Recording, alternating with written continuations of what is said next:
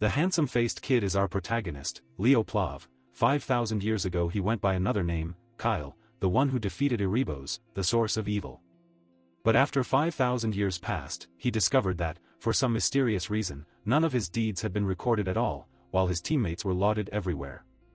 Now Leo is slumped in one spot listening to some goofy teacher lecture about ancient fairy tales from the age of dinosaurs. The story begins at Dilan Royal Academy. Inside some classroom, the teacher enthusiastically lectured the students below, "Everyone, this truly is the era of heroes. 5,000 years have passed since the chronicles of heroes first appeared in the world. During that time, the lower realm has undergone many changes, just as the Dilan Royal Academy was chosen as the venue for this year's Lumern entrance exam. Among you, someone will surely pass this exam and be recorded in the chronicles of heroes. I believe the heroes of tomorrow are right here among us. To achieve that, you must," the teacher said excitedly. But at that moment a sudden racket cut him off, making the teacher visibly annoyed. "Students, pay attention in class." He then turned his gaze to a white-haired student dozing in the classroom. The noise had been caused by him, sleepyhead, slamming his face onto the desk. "Leo, if you think you know the lesson, then let me ask you, what rituals were performed 5,000 years ago for someone to be called a hero?" In response, the young teenager Leo scratched his head, stood up, and said, Roughly speaking, if you make a name for yourself, people will naturally respect you. This is Leo Plov, 15 years old, of the Plov clan." Across from him, the teacher felt his blood pressure rise upon hearing that answer. Then, as if used to it, he sighed and turned to the rest of the class. "Sigh, anyone else want to answer?" In response to that, a red-haired student next to Leo raised his hand and spoke. "In ancient times, there was no way to receive the gods' recognition. Chosen heroes were selected through rituals. In ancient times, there was no way to receive the gods' recognition. Chosen heroes were selected through sacred rituals. For example, the blood rite," he finished. The teacher didn't spare praise for him. "Excellent. Truly the greatest magic prodigy of our kingdom, Gulliver Traden." He paused, then continued to encourage the students. "We have high expectations for this year's Lumern entrance exam." Ignoring those remarks, our protagonist Leo, now fully awake after being asked a few questions, flipped open the book in front of him and thought, back then it was so easy to encounter the gods. The holy rites that honored the great heroes who fought Erebos. The gods granted the lower realm a marvel. That was the chronicle of heroes. But why are they treating me as if I'm invisible? He thought as he closed his book in frustration. Special note, this is the great hero Kyle Reborn, yet he's being forgotten by everyone. Next, while Leo was still lost in thought, the students suddenly clamored toward the windows to look outside, making him curious.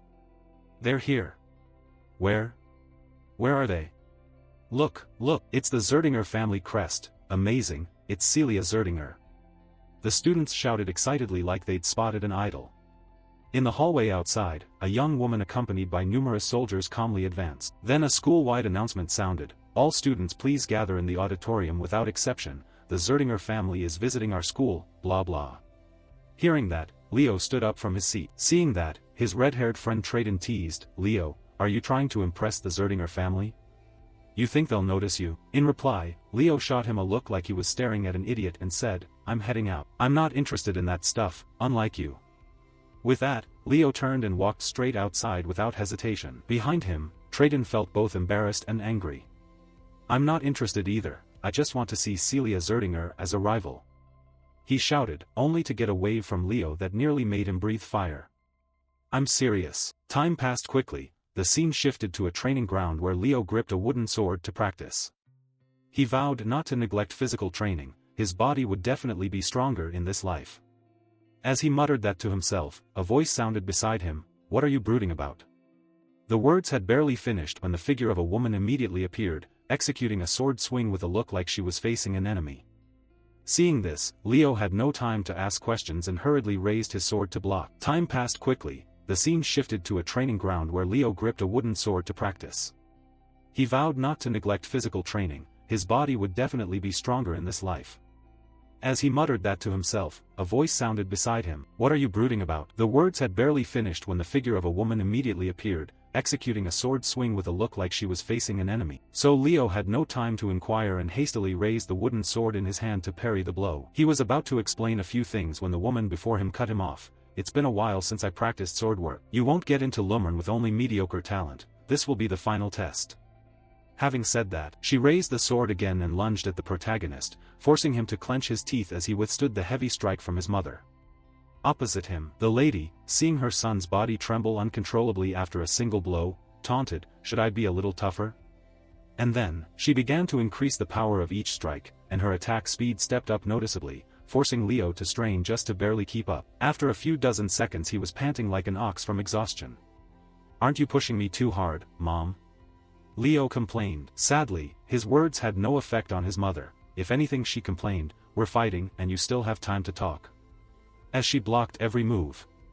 "What are you saying?" Then she ramped up her strength again and surged forward at a wind-tearing speed. But after delivering that strike she suddenly recoiled in regret. "Oh no, I used too much strength. If Leo can't dodge it then..."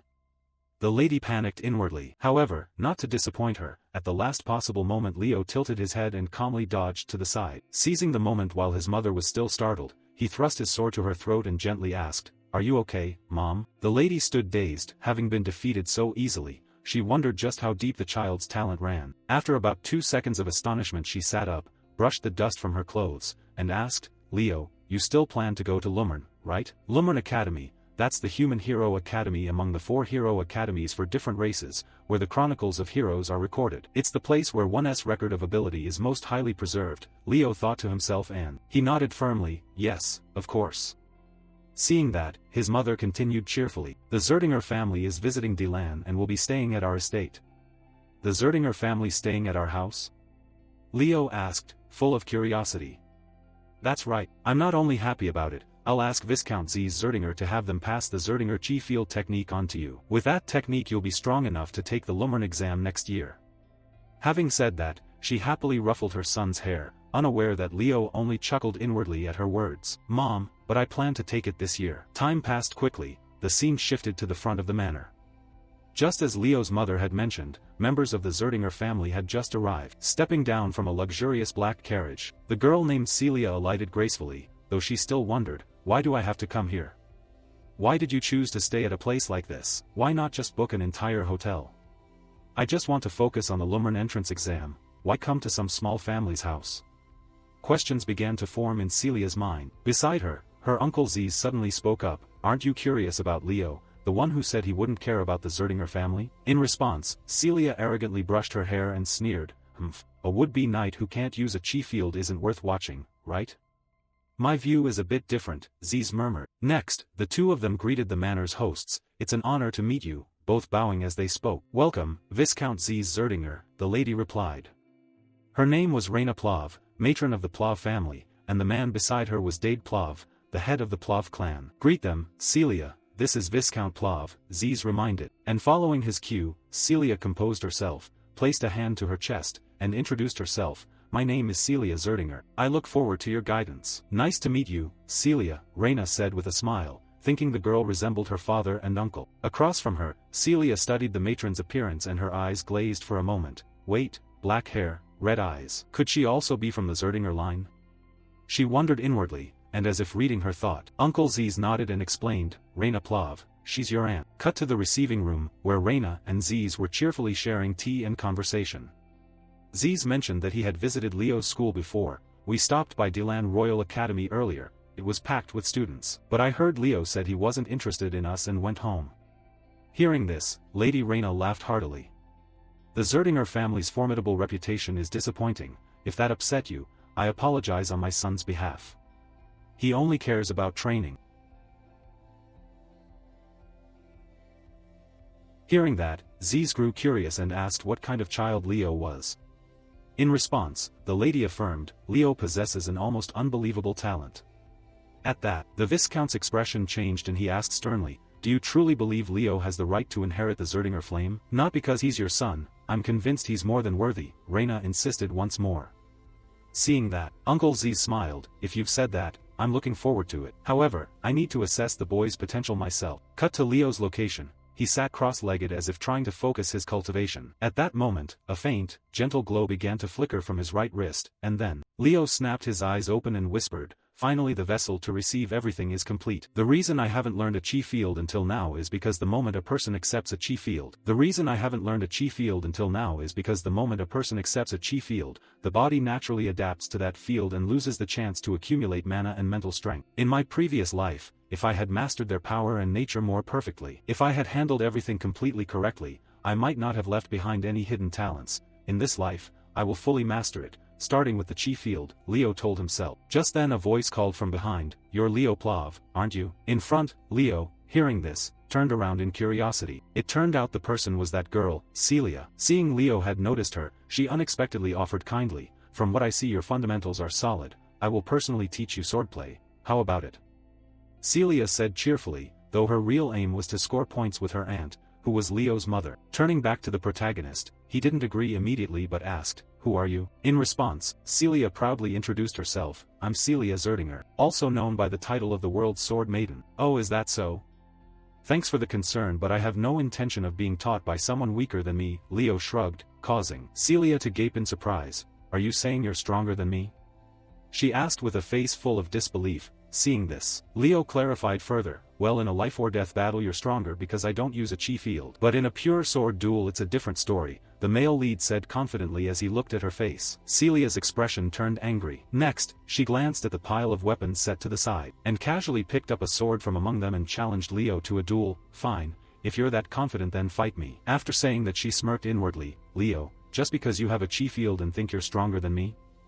I'll show you reality's wall." Then Celia proposed the terms. If she won, Leo would serve as her servant for the week they're here. "What if I win?" Leo asked, and Celia declared that if she lost she would be his servant. With that, the two sealed the bet, and Leo quickly grabbed a wooden sword from the ground. "Then let's begin." Saying that, he dashed forward and unleashed a powerful slash at wind-tearing speed. However, Celia reacted just as fast. The moment Leo struck she swung her sword to block. After the clash her expression shifted slightly and she thought inwardly, "His speed isn't bad, but that's not enough." As she thought that, she lunged forward to attack, while Leo on the opposite side did the same. And this time Leo was a beat faster, having already swung his sword to strike first, forcing Celia to raise her blade higher to parry, and with this second collision Celia felt as if she'd been hit by a carriage. "What is this power?" she cried inwardly, and immediately jumped back to dissipate the force of the blow, and that decision was entirely correct, because right after, Leo's sword tip struck the ground and shattered the floor into countless pieces. Back to Leo, seeing Celia leap back, he rushed in so she would have no chance to counter, and faced with the overwhelming momentum Leo generated, Celia realized she could not stop that attack. Next, Leo launched a swing directly at the sword mistress. However, it was stopped by a protective chi field barrier. "Isn't this supposed to be a pure sword duel?" Leo asked coldly. I was just reacting instinctively," Celia replied weakly. "No matter, I'll still win," Leo said nonchalantly, which made Celia unable to hide the astonishment on her face. "What? The difference between having a chi field and not is like heaven and earth," she cried out. However, Leo merely asked if she wanted to feel it, then unclasped the bracelet on his wrist and tossed it to the ground. Looking at the bracelet, Celia immediately recognized it as a Geotrong magical bracelet. "Insane," Celia exclaimed. Seeing her stunned expression, Leo offered no explanation and only gave a faint smile. Then he lunged forward and drove the wooden sword in his hand straight into the chi field barrier Celia had formed, and with that strike even the barrier couldn't withstand it and shattered into pieces. "What is this? So brutal, this madman," Celia screamed inwardly. Time passed swiftly. The scene cut to Lady Reina, who was walking around with her younger brother, when she suddenly noticed Leo milling about ahead. Seeing this, she called her son over. "Leo, come out and greet them. They are guests of our family." Hearing that, Leo looked toward Viscount Ziz and bowed. "I am Leo Plav." In response, the Viscount extended his hand and said, "I am Ziz Zerdinger, your uncle, as you may know, pleased to meet you." With that, he clasped Leo's hand firmly. Meanwhile Lady Reina next to him asked, "By the way, have you met Celia yet, Leo?" Hearing the question, Leo looked a little embarrassed as he glanced at Celia, who was lying on a stretcher being carried out by the knights. "Miss, what happened?" "It all happened so fast," the group said in confusion. Meanwhile, seeing his niece lying there unconscious, Ziz hurried over to ask about it. Then the knight quickly explained the cause in detail, and the more Ziz heard, the more incredulous he became. The boy defeated Celia without using a chi field? Beating Celia, that's impressive, he praised. However, Leo did not revel in the victory, believing Celia had simply underestimated him. Next the Viscount asked, "What did you two agree on?" And Leo answered, "The loser serves the winner, so Celia Zerdinger will be his maid for 1 week." Turning to Ziz, just 3 seconds earlier his face had still been pleasant, but the moment he heard his niece was to become a servant his expression darkened like the bottom of a pot. "Promises are important, but Celia is a member of the Zerdinger clan. You can't force her to work like a servant. I want you to cancel that promise. Instead, I'll offer you another reward, for example." Before his uncle could make the offer, Leo interrupted him. "I refuse, this is a promise between Celia and me." As long as she bears the name Zerdinger, she must honor it. Even if I teach you the family's chi field cultivation technique? Ziz offered. Unfortunately, he did not know the young man before him was a legendary hero, so techniques like that were a dime a dozen to him. Hearing this, Leo snorted. A chi field technique meant to cover your niece's failure hardly seems worth my study. Up ahead, being repeatedly refused had stripped the pleasant mood from Ziz. Leo Plav, you just declared that a direct member of the Zerdinger family will serve as a maid, and said that our family's chi field cultivation technique is worthless, is that right? Yes, that's right, Leo replied confidently with no hint of fear. Looking at his face, Ziz suddenly brightened and asked, don't you think that declaration was a bit rash? In response, Leo explained his reasons in more detail. I don't mean to insult the Zerdinger clan, but if Lord Ziz gifts me the family's chi field cultivation technique as a reward for defeating Celia, I will happily accept it. But you are offering that reward as a way to cover up Celia's mistake, which implies you believe that if Celia hadn't lost face, she would not have lost to me. However, even if Celia had taken the match seriously, I still would have won, Leo said with overflowing confidence, which made Viscount Ziz even more intrigued by him. He refused because he disliked the attitude. Quite interesting, if the Zerdinger family had a child like this. With that thought, he waved to the knights beside him and ordered them to escort Celia to the servants' quarters, so she could fulfill her promise. Then he turned back to the protagonist and said, Leo, just between us, call me uncle. Yes, uncle, Leo nodded in a way that pleased him. Next, after the boy had left, Ziz no longer needed to test Leo's strength. Sister, you asked me to teach Leo the family's chi field technique, right? I was thinking I could persuade our eldest so Leo can learn the phoenix breath. Time passed quickly. By the next morning the scene shifted to Leo's bedroom. Celia, wearing a maid's outfit and blushing with embarrassment, gritted her teeth and said, for 1 week I will serve as young Master Leo's maid. I am Celia. In the room, Leo was absorbed in reading his book. Hearing her, he glanced up, assessed her, and nodded, saying, it suits you well. The simple maid outfit paired with your elegant style, this combination is really. His tone carried an implication that made Celia so furious she trembled. I know I'm beautiful, but saying it like that is weird. No, I don't mean to insult you, sorry. I have a friend who constantly praises beauty to excess. Maybe I've unconsciously been influenced by them. Leo replied, then sighed as he recalled something a close friend had said in his past life. When peace comes to the world, I'll spend my life spreading beauty to everyone. That's what that teammate always told him. Hearing that, Celia calmed down a bit. A friend who truly loves beauty must be wonderful. The problem is they're too sincere. Leo lamented inwardly and remembered an incident when that beauty-loving teammate asked 2 girls in the party to model for a painting. Even strict Rizenat, who carried herself more gracefully than anyone, and Luna for the sake of art, could you model nude for me? I even brought a notebook. He asked excitedly, and the reply to that request was a beating administered by the 2 girls in the party. Back to Celia, seeing Leo clutch the book, she grew curious. It's like a special training manual. What are you reading? Leo looked at the book in his hands and said nonchalantly, this? I read it a lot as a kid, it's the hero's origin. Hearing that, Celia was astonished because she knew it was a fairy tale, while Leo was already 15. After that, Celia began walking forward, scanning all the books lined up on the shelves, and remarked that it seemed he really liked Hero's Origin. Even scholars who study great heroes couldn't compare to him. She marveled at the number of volumes Leo had collected, though he only said he'd gathered them by chance. In response, Celia reached out to take a book from Leo and muttered that especially many of the books were about Kyle. Answering that, Leo's face showed a hint of recollection as he said that among the feats credited to great heroes, some achievements have unclear origins. I think they might belong to him, contrary to your view. Celia shook her head in denial on hearing that. He must be a fraud trying to steal the successes of real heroes. That's the common opinion. Of course I think so too, she added. She then set the book back on the chair. So you think that about me? Leo whispered very softly. What did you say? Celia asked again because she hadn't heard clearly, but Leo wasn't about to repeat himself and instead shifted the topic. Then let's start training after breakfast. Turning to Celia, she brightened and asked tentatively, young master, if it's okay, may I train with you? She thought to herself with a small smile, I want to uncover the secret of your power. Leo agreed at once since he had no real secret to hide about his strength. It'll be hard to keep up, are you sure you want to try? His tone carried some disdain, which made Celia shout in anger, I am Celia Zerdinger, you know. But after beginning to train with Leo, Celia realized how intense the regimen was. Not long in, she was drenched with sweat and sitting, panting like an ox from exhaustion. Observing her state, the protagonist casually noted that when endurance reaches its limit, reflexes slow and movements grow sloppy, and you'd expose your back like this. Turning to Leo, she looked at him with suspicion. Pushing the body this hard, you call this training? Yes, Leo shook his head in contempt. These kids are too weak. Over 5,000 years of development, chi field techniques have improved compared to before, but physical conditioning has been largely neglected. Chi field is the power that optimizes the body's physicality, ultimately improving the body also enhances chi field. As a result, they don't prioritize physical training. Returning to Celia, after a short rest she forced herself back up to attack once more. "Don't underestimate me, you damned white-haired," she said. She lunged at Leo again to strike, but with an attack speed as slow as a snail, Leo simply swung his sword once and easily sent Celia flying far away, and by then she was nearly in tears. Why can't I win?" she cried bitterly. Seeing this, the protagonist calmly approached her and replied, "Frustrating, isn't it? Then take this," he said, handing Celia a Geotrong bracelet. And the moment Celia touched it, both her hands were pressed into the ground by its weight. This was a bracelet enchanted with gravity. "Wear it during training starting tomorrow," Leo said, smiling slyly to see someone share in his hardship. Time passed quickly as the scene shifted to an open dirt lot. While the two young people trained, Uncle Z's quietly watched them from behind. To him, this would be a good experience for Celia before entering Lumern. Testing her pride first wasn't necessarily a bad thing.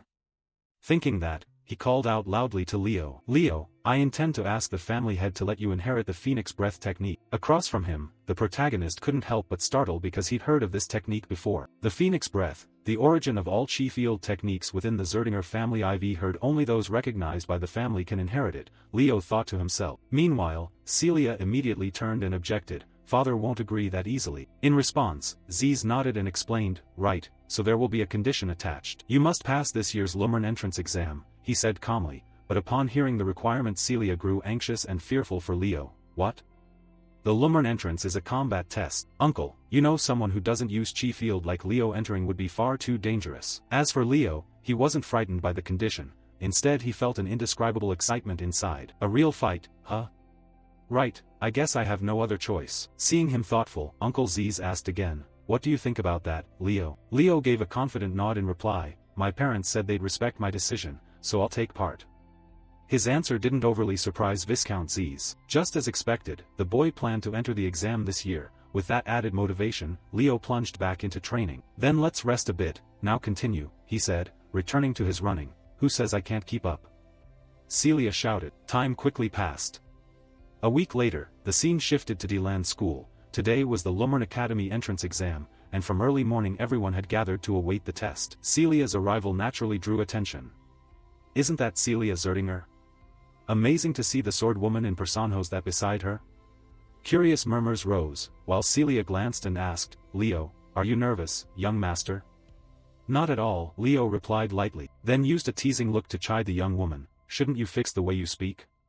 The sudden reminder startled Celia. At that moment a voice called from behind them, "Miss Celia." Hearing it, both of them turned toward the sound, and saw it was their red-haired friend Traden, who was shocked to see Leo standing beside Celia. "Leo Plav, what are you doing here when you don't even use chi field?" Traden asked, then hurriedly greeted Celia, "Miss Celia, so good to see you. How have you been?" Across from him, the two simply looked at Traden as if he were a fool. Leaving Traden awkward and unsure what to say next, he finally introduced himself, "I'm Gilliver Traden. I greeted you when you visited the school before the greatest magic prodigy of Deland." Turning to Celia, before the red-haired youth finished his sentence she cut him off. "Sorry, I don't remember you at all." "Then goodbye," she said, grabbing Leo's hand and running off, but at that moment another voice rang out. "Celia, long time no see." The voice carried loudly enough to draw everyone's attention in the hall. The owners of the voice were a young brother and sister, both with striking silver hair, the brother Abad Llewellyn, 16, and the sister Chelsea Llewellyn, 14, both members of the Llewellyn family. "Who are they?" Leo asked curiously, and Celia, seeing their appearance, instinctively clenched her hand and explained, "They're the Llewellyn siblings. From the heroic noble family of the Gold Empire, they are members of the Llewellyn clan. They're competing in this exam too, so we can't lose, Leo. The Zerdinger family losing to the Llewellyn family is unacceptable," she said, her eyes lighting up like car headlights. "But I'm from the Plav family," Leo replied innocently. Next, the siblings stepped toward Celia and greeted her again, "Long time no see, Celia." In response the sword woman nodded, "Indeed, long time no see, Abad Llewellyn." Abad then asked, looking at Leo, "Who is the one beside you?" Answering that, the sword woman spoke up loudly, "He's a member of a Viscount family in the kingdom of Delrod. Leo Plav belongs to the Plav family." Across from them, the sister Chelsea immediately lost interest in Leo, deeming him merely ordinary. She said coldly, and her brother Abad showed the same attitude. After exchanging greetings they quickly left, not forgetting to warn Celia, "Celia, the top spot will definitely be mine. Let's go, Chelsea." "Yes, brother," she replied. Seeing their arrogant manner, the swordwoman bristled and complained, "Annoying fools, I'll definitely beat them," and she had barely finished speaking when a loud voice rang out that drew everyone's attention, and by their gaze a young instructor had appeared on the high platform above. "It seems everyone is assembled. My name is Albi," the man announced. This was Albi Geron, a professor at Lumern Academy. Down below, the swordwoman Celia's expression shifted at the name as she murmured, "Could it be Albi, the mage of the evil eye?" Beside Leo, seeing her surprised look, he asked curiously, "Who is that?" Hearing this, Celia was even more astonished that Leo didn't know the professor. "You really don't know? He's a hero recorded in the Hero Chronicle." Her voice full of admiration made Leo regard the figure more seriously. A person called a hero of this age, the mana in that left eye must be the evil eye, Leo thought as he watched energy continuously spilling from Albi's left eye. Unaware of Leo's thoughts, Professor Albi explained the exam. The tests include fighting other people and killing monsters. Each participant will take part in both sections in turn. "I find this troublesome," he said, and swept his hand, burning the papers in his grasp to ash. Then he pulled a book from inside his robe and began channeling his power, opening the Hero Chronicle, Albi's World, chapter beginning, The Monster Forest. At that moment a gigantic magic circle appeared beneath everyone's feet, radiating intense energy. From above, Professor Albi coldly told the group, "I will not tolerate delay. I will group you all together and start at once." Back with Leo, he took the chance to review memories related to the so-called Hero Chronicle. The Hero Chronicle is not merely an archive, its true value lies in storing the trials that past heroes endured and in recreating the heroes' worlds. Moreover, if one conquers a hero world, one can inherit the powers of previous heroes. It's almost a hero training system. Returning to the present, and waiting until it appeared once more, they found themselves inside a forest with a gloomy hue. Albi's voice echoed from the sky, "This is the monster forest. The test is survival. You may cooperate or eliminate one another, do whatever it takes to survive. If you wish to quit, break the orb you carry and return, only then may you leave." After he finished, his voice vanished, and while everyone still reeled from the forest, Leo sensed a familiar presence. This place was as it had been before Queen of Beasts Silatona corrupted it. It had once been the forest of the Fae. Around them, a few weak-minded students began to panic. "I want to go home," someone said. "It's just an illusion, how pathetic," another complained. However, unlike them, Leo saw things differently. "He's wrong, even though this world was recreated from Professor Albi's memories. Everything that happens here is real. If you fall into a life-threatening situation you'll actually die." Just thinking that, a blue arrow of light shot out from within the forest straight at Leo. Luckily he was on guard and managed to dodge in time. And the one who had fired that wind arrow was none other than Chelsea. Seeing Leo avoid her arrow, she stepped forward and said, "We've met before, haven't we?" "It's a pleasure to take down someone from the Zerdinger family," the girl said confidently. And Leo had to remind her of his status. "I'm from the Plough family." "But you were with Celia earlier," Chelsea said loudly, and immediately used her wind-cutting magic, forming an energy scythe in her hand. With Leo's experience, he was slightly surprised by the skill. That's a spell that didn't exist in the past, but basically it's unchanged, he thought as he tightened his grip on his sword, ready for anything.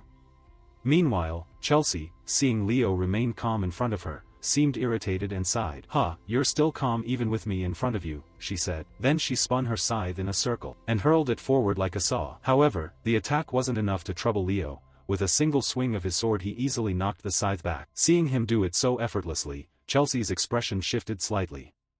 "He isn't remarkable, but I can't sense any chi field being used. Could it be a hard-to-detect chi attribute?" she wondered inwardly. Meanwhile, Leo made a proposal. "That attack is too simple. Instead, why don't we cooperate? This test favors those who survive longest. As a mage, wouldn't it be useful to have a swordsman by your side?" he suggested with a smile. Unfortunately, Chelsea treated his words like water off a duck's back. "Heh, sorry, I'm a battle mage. More importantly, you said my attack is too simple, huh?" Her tone was a bit angry. Whether Leo could read her mood or not, he casually admitted, "Be honest, that wind spell is too monotonous in technique, power-wise it's like that." Across from him, hearing Leo lecture her, the girl rolled her eyes. "You're lecturing me about magic, a direct descendant of the Llewellyn family? Then let's see how you handle this simple attack." "Wind blade, wind arrow," she said as she waved her staff, firing several blades and arrows aimed straight at Leo. But as she finished the move she realized Leo had disappeared from his spot. "He's vanished, I can't sense any trace of mana at all, why?" She panicked, then noticed Leo's figure suddenly appear in front of her and punch her in the stomach, hard enough to make her collapse to her knees. Then I should politely ask you to cooperate, shouldn't I? After that, Leo tied her body to a post, and started a fire with a wicked look on his face. Time passed quickly until evening. Chelsea slowly came out of her daze and realized she was tied to a wooden post with a roaring fire burning beneath her. The scene looked like she was about to be sacrificed. What is this? Chelsea cried in panic. Seeing that she had woken, Leo resumed his offer. Are you going to cooperate with me? Chelsea ground her teeth in irritation. Never, I don't need anyone. Except my brother, Wind Blade, she shouted. She activated her magic to cut the ropes, but at that moment a small red sealing rune appeared on her wrist, preventing her from casting. That's a magic sealing formation, Leo murmured, but because she doesn't have much mana, she won't be able to maintain it for long. In reply, Chelsea said she could easily break that kind of formation. Leo gave a cold laugh. You think I'll let you concentrate? As he said that, the flames began to lick at Chelsea, setting part of her dress on fire. Wait, stop, it's hot, she screamed, but Leo kept insisting she cooperate. With no other choice, Chelsea had to accept his offer. Alright, I'll do it. Leo wasn't foolish enough to just untie her. Instead he forced her to swear on her family's honor. Okay, I swear on the honor of the Llewellyn family that I will cooperate. Please stop, she said, tears welling at the corners of her eyes. Inside, Leo smiled like a madman, thinking, too easy, she must still be a child. He then yanked the rope, letting Chelsea drop straight down. Leo gently reached out to catch her and, in a warm voice, said, I look forward to working with you, Llewellyn Mage. Cut to the outside. While the students struggled inside, the teachers monitored them via screens to score and evaluate their performance. The more he watched, the angrier Professor Albee became. Truly low level, choosing to compete is foolish. Those who quickly grasped the situation are those two, Celia Zerdinger and Abad Llewellyn. The Empire has a bright future, the young professor remarked, praising them as he watched the pair cooperate to defeat a monster. Albee shifted his gaze to another screen and saw Leo and Chelsea teaming up to fight a giant troll. Wait, isn't that Leo Plov? What he did at the campfire earlier was strange, but convincing Chelsea Llewellyn to cooperate is a big plus. He doesn't have Celia's or Abad's strength or brilliance, but he's an unpredictable wild card, the young professor murmured, watching Leo's feed with interest. Back with the protagonists, though forced to cooperate by Leo, Chelsea couldn't help admiring his skill after seeing it. Having a knight along is really convenient. I'll ask one thing, what kind of chi field are you using? I haven't sensed any mana from you at all, she asked curiously, and the protagonist didn't hide it. I don't know how to use a chi field. Hearing that, Chelsea felt her mind slipping behind the concept. What? How can you do it without a chi field? The essence of things is what matters, and that applies to wind magic too. What do you think is the essence of wind magic? To answer his question, Chelsea simultaneously launched a series of wind-breaking spells, producing razor-sharp blades aimed straight at him, and immediately dismembered a monster that had tried to ambush them. Then she let out a mocking smile. Leo, talking about magic in front of the Llewellyn family is foolish. Hearing that, Leo showed no anger. Instead he continued to admonish, I praise that power, but the way you use it is completely wrong, saying this as he quickly stepped forward. And his teacher-like posture earned a grumble from Chelsea, you really are. Before she could finish, Leo suddenly noticed something and signaled her to stop. Wait, stop, he murmured.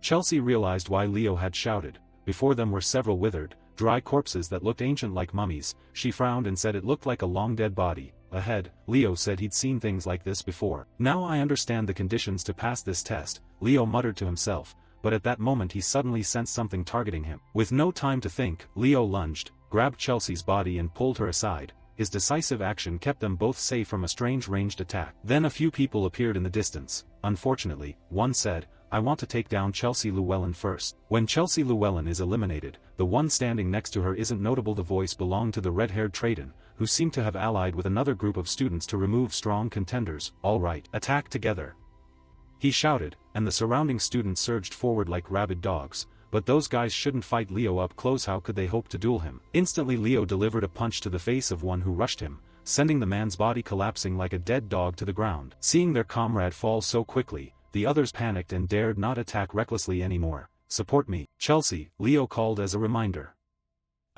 Okay, Chelsea replied, but her body still trembled from the earlier danger. As for Traden's group, after a few seconds they quickly recovered and shouted to one another, what are you doing? Attack now. Following which the whole group recklessly charged again. Unbeknownst to them, the ringleader Traden silently slipped away while they were fighting Leo's group. I can't fall like this, I'll find another way, he told himself and dashed forward. At the same time, Celia, not far off, spotted his figure and headed the other way, and so Celia and Llewellyn encountered Leo and Chelsea, with the students they'd defeated lying scattered on the ground. Seeing her brother appear, Chelsea cried out with joy, "Brother!" She ran forward to hug Abad, who comforted and checked on her. "Chelsea, are you safe?" Beside them, the swordswoman Celia eagerly asked, "How did you two end up together?" "Ah, I suggested we cooperate. That stubborn one refused to join. So I persuaded her pretty well," Leo said with a sly smile, which made Celia sense things weren't as simple as he claimed. "What are you planning this time?" Celia asked cautiously. Then, for some reason, Leo moved forward and helped each person he'd knocked out to their feet, which made Chelsea curious and she asked why he was pulling them up. In response to that question, Leo explained that competition wasn't necessary anymore, because they'd conquer this world together. "The monster forest is in an abnormal state right now. Do you see those corpses?" It seemed all the moisture had been drained from their bodies. That wasn't the only odd thing here. "Aren't there supposed to be more monsters in this beast forest?" Leo shrugged and replied, and only after hearing him did Celia realize the problem and shout, "Now that you mention it, I notice it too. It's like something's been feasting on them." Surely a high-level monster must have appeared, scaring the others into hiding. Hearing that, the white-haired Llewellyn nodded in agreement. "I get it. Albee's first achievement will be to slay a high-level monster." No sooner had he finished speaking than the whole group felt a terrible murderous aura concentrating on them, making their faces break out in cold sweat. "It looks like it's already here," Leo muttered. Back with Traden, he was using a light spell to scout ahead. "Whatever it takes. I'll take you out, Leo," he gritted out, before noticing a dark shape blocking his path. Seeing it, the young mage brought his staff closer to inspect the shadow, and then, when he realized it was a corpse, he recoiled and fell back. "What is this?" he shouted. At the same moment, some kind of slime suddenly dripped onto his staff from above, making the mage look up curiously, and then, wishing he hadn't, the sight above him was terrifying, a giant spider staring down at him with hunger in its eyes. Cut to outside the main hall. Some students who had ended the test early because of danger were happily bragging to one another. "I took care of about 15 or 16 of them," the brown-haired student said excitedly. "Same here," the student opposite nodded. At the same time Professor Albee looked toward them, full of disappointment. "So far about 500 total have failed." Hearing this, another professor panicked and hurriedly objected, "But Professor Albee, you still have to select around 100 like other zones. There are only 50 students left in the test." In response, the handsome professor didn't change his decision at all. "If they don't meet my standards, I'll fail them all. Principal Callian put me in charge of this exam because he understands that." Then he returned to the monitoring screen showing Leo and thought to himself, "Real heroes are found in hardship, Leo Plav. He must have noticed something abnormal in the forest, but can he survive this world?" The teacher wondered. Back with Leo's group, they were regrouping and quickly moving forward. "Damn, it's pitch black," complained a long-haired student in the group. Then Celia, leading the swordsman, suddenly halted and signaled the group, "Wait, there's something ahead, everyone ready yourselves." She began to focus mana into her blade, which emitted a soft red glow, and very quickly they spotted something holding Celia's form tightly. "What the one behind is the real one," Abad warned. He prepared to cast his spell to attack, but before the magic formed, Leo reached out to stop him and told Traden, "Gulliver, snap out of it. Break the crystal now." Hearing Leo's prompt, Traden grit his teeth and smashed the glass crystal in his hand, and immediately his form turned into a beam of light and was teleported out of this world, leaving the giant spider to gnash its teeth in regret, who told the prey to get right into its mouth and then run off. Next, since Traden was no longer a bother, Abad could freely unleash his magic to attack. At that moment he softly shouted, "Wind Fang," and countless razor-sharp wind blades shot straight forward, drenched the giant spider's body in blood, yet, despite the heavy bleeding, its wounds visibly regenerated at a rapid pace. Seeing that regeneration speed, the group's faces turned ugly. "Wasn't that supposed to be enough?" "Just as I thought." "This is Princess Spider Tarantulia," Leo muttered inwardly. It seemed he recognized the monster's true identity. Elsewhere, the axe-wielding student clenched his weapon and rushed in for melee. "Damn it, take this!"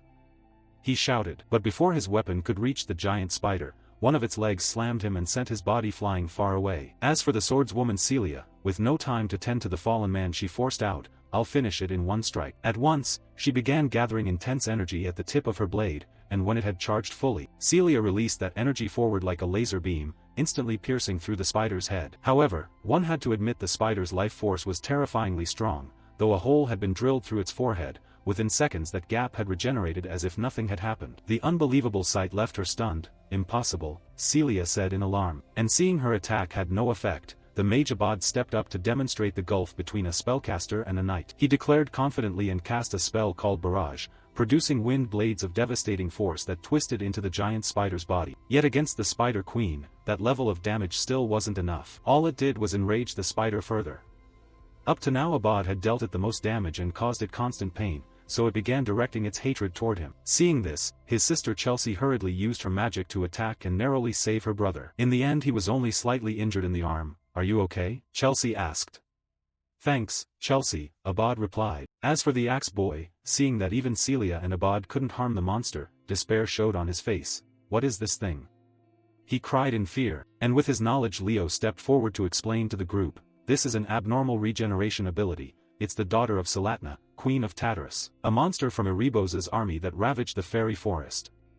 Hearing this, everyone around turned to look at Leo as if he were from Mars. Meanwhile, our protagonist was replaying old memories in his head. "The mana in Albi's left eye truly is the mana of the Fairy King. Tarantula rules the cursed wildwood. It destroyed the fairy tribe's forest and bit off the Fairy King's arm during their battle. I thought Luna had slain Tarantulia, but it seems the Fairy King's right arm inside its belly saved its life. More precisely, the limitless life energy from that arm, the Ring of Life." Turning back to the group, they were all fired up with battle spirit. "If this monster is the key to the test, I'll defeat it," Abad shouted.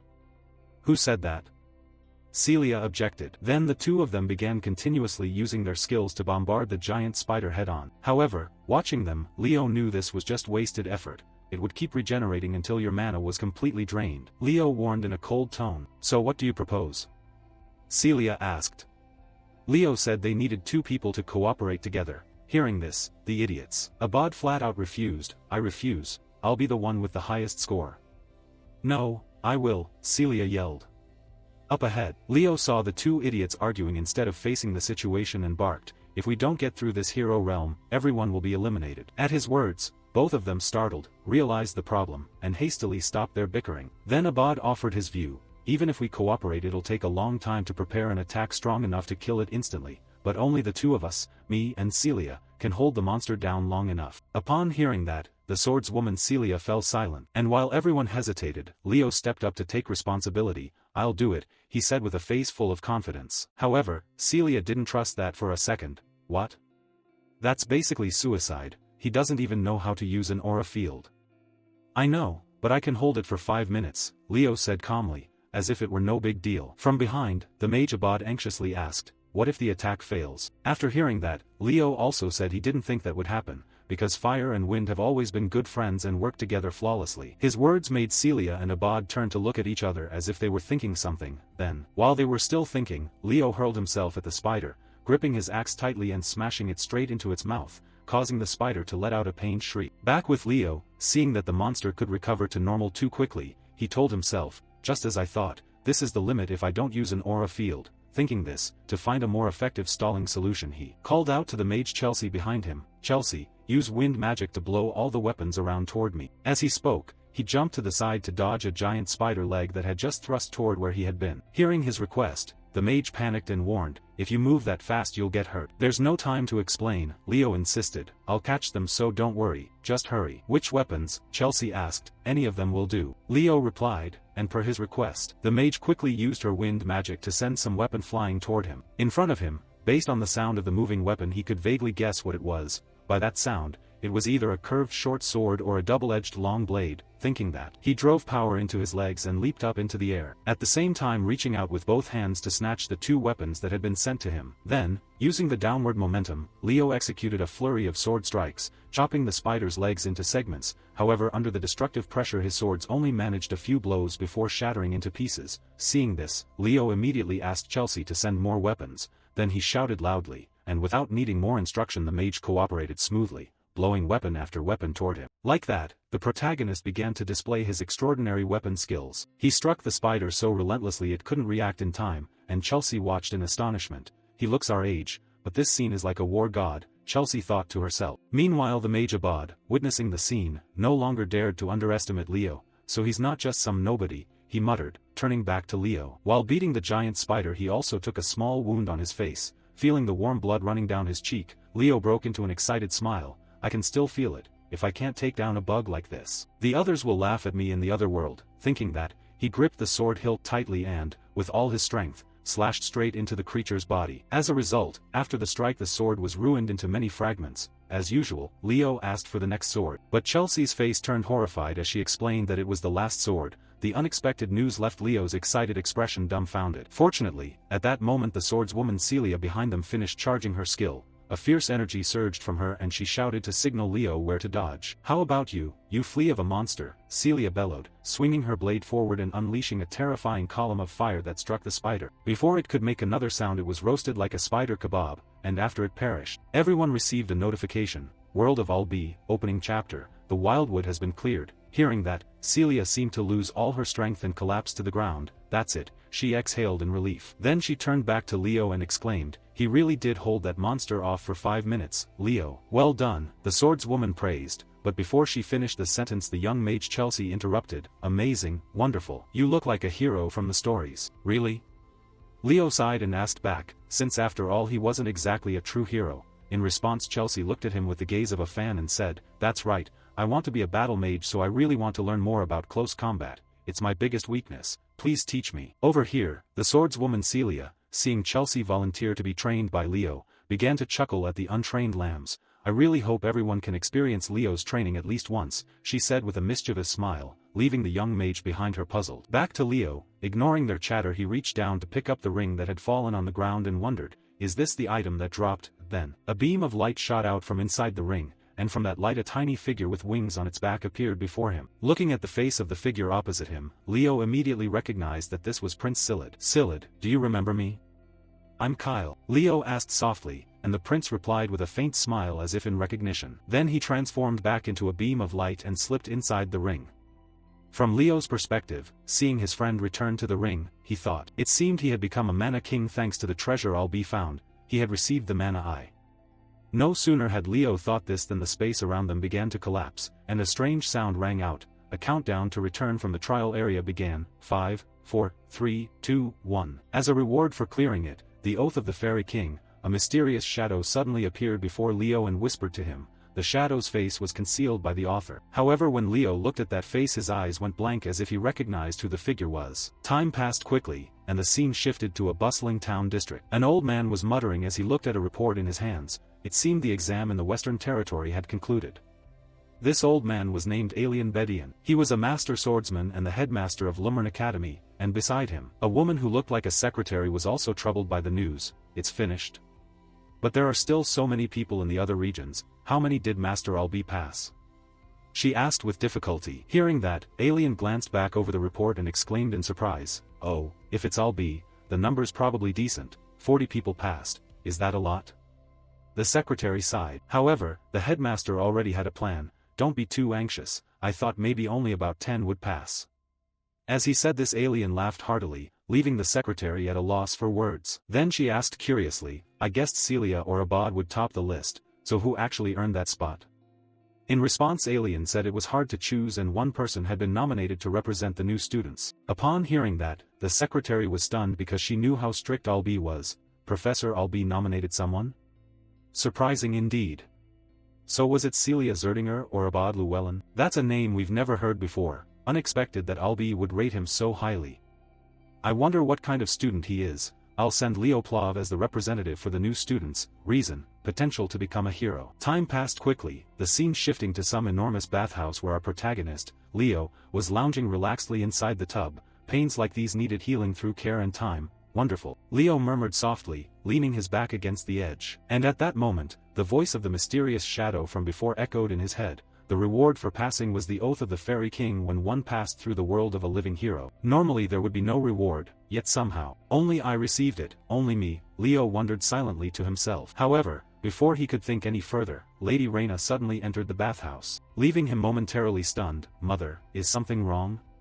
he asked. Responding with a very serious expression, Reyna said, "Leo, do you know why I was expelled from the Zerdinger clan? It was when I saved a comrade that I lost the Zerdinger flame. Still, I have never regretted my decision.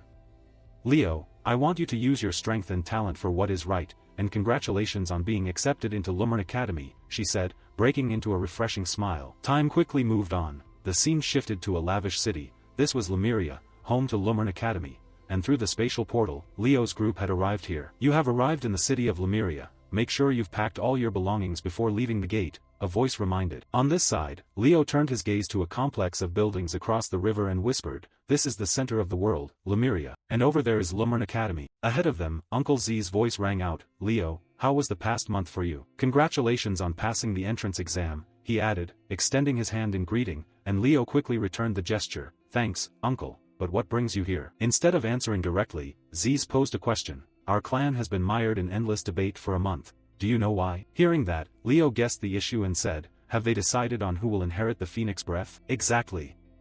Even though your sister is no longer a clan member, you are still her son, and the elders were impressed that you passed the notoriously harsh Western exam." Saying this, he produced a golden key from inside his coat and handed it to Leo, adding instructions. "This is the auxiliary space key, open it." Leo held the key before him and twisted it in the air as if unlocking a door. A mysterious grimoire appeared before his eyes, emitting an unusually noble aura. Seeing this, Ziz asked Leo to drip a drop of his blood onto the page. Following the request, Leo quickly bit the tip of his finger and let a few drops of blood fall onto it. Immediately the book burst into a dazzling light. Then strange, obscure script appeared on the pages. "Now only you can read this book. Learning the Zerdinger clan's secret techniques is no easy feat, but I have a feeling you'll master them quickly. Congratulations on becoming a member of the Zerdinger clan," he said, giving the protagonist a confident pat on the shoulder. Next, the scene shifted to a roadside tea stall where Leo and Celia had arranged to meet, while he was still lingering around searching for the other person. Then suddenly he collided with a girl about his age, sending the stacks of books she was carrying scattering everywhere.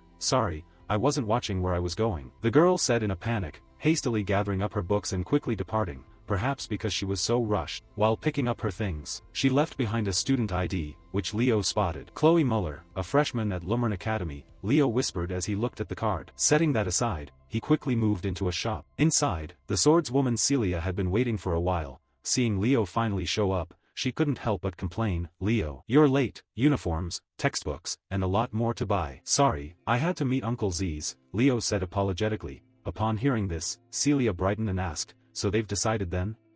What was the result? Across from her, Leo wasted no time showing his ability. Suddenly a pair of fiery wings erupted from his back, radiating a dazzling aura. "Is this how you use it?" Leo asked calmly. Meanwhile Celia the swordswoman was so shocked she dropped everything she was holding to the ground. "No way, it took me 3 weeks to get a feel for this secret technique." "Leo, who are you really?" she thought numbly. You can't blame her. After all, Leo is a legendary hero who, with his experience, can grasp techniques easily without much study. Time passed quickly, the scene shifted to a dock. Though somewhat surprising, the ship appeared to be a modern engine-powered vessel.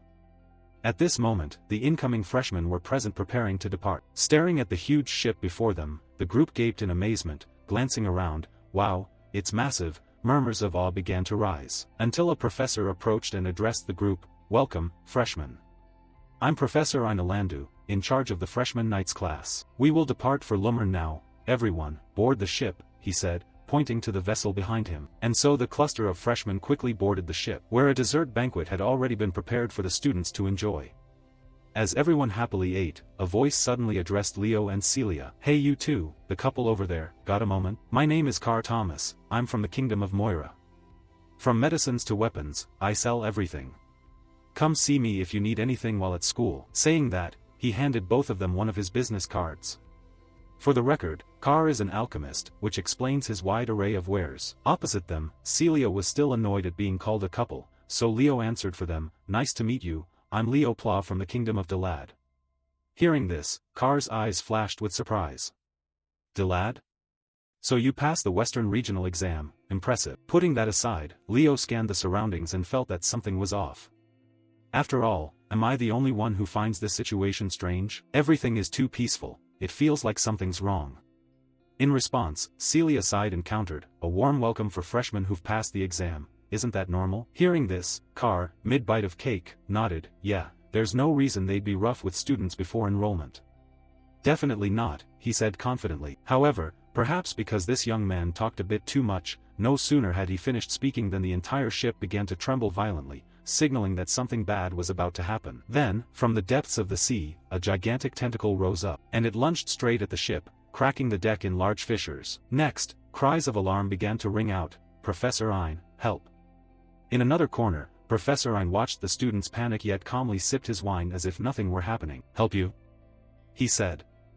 You are all students of Lumern Academy, aspiring heroes. When danger strikes you must overcome it yourselves. As he spoke, he glanced forward at a giant octopus that had just surfaced, its maw filled with razor teeth. The sudden turn of events angered the swordswoman Celia so much that she crushed the pastry in her hand underfoot. Seeing that, Leo swung his sword and severed a tentacle, then hastily called out, "Celia, stay calm." In response, the swordswoman told Leo he should look out for himself, saying that, she launched her own attack with a blade wrapped in radiant aura. However, immediately the giant octopus opened its mouth and blasted a jet of water straight at Celia, drenching her like a soaked rat. Seeing this, Leo didn't know what to say. It's just a kraken's natural behavior, it reacts to heat by squirting water, that's basic knowledge, he reminded her wearily, which only made Celia angrier. Elsewhere, an unnamed student had his leg ensnared by the octopus's tentacle and was about to be turned into lunch. "Damned octopus," Leo grunted and rushed over to save him. Then the two of them each unleashed a move and easily sliced that tentacle cleanly in two. At the same moment, their friend Carr, hiding under a table, watched the two of them coordinate so powerfully he could hardly believe his eyes. "That's Celia Zerdinger's power, top scorer in the Western region. But who is this Leo?" he said, astonished. Before he could say more, an ice-frozen tentacle was hurled straight at him, nearly striking the young man with a stray blow. "Hey, watch out!" he shouted angrily at whoever had frozen the tentacle, drawing Leo's attention. It turned out to be the girl he had collided with earlier. Judging by how she wielded her ice magic, her power was by no means ordinary. In response to Carr's remark, she snapped back, "Why don't you stay back if you can't protect yourself?" Upon hearing her, she complained again, "Why don't you stay back if you can't protect yourself?"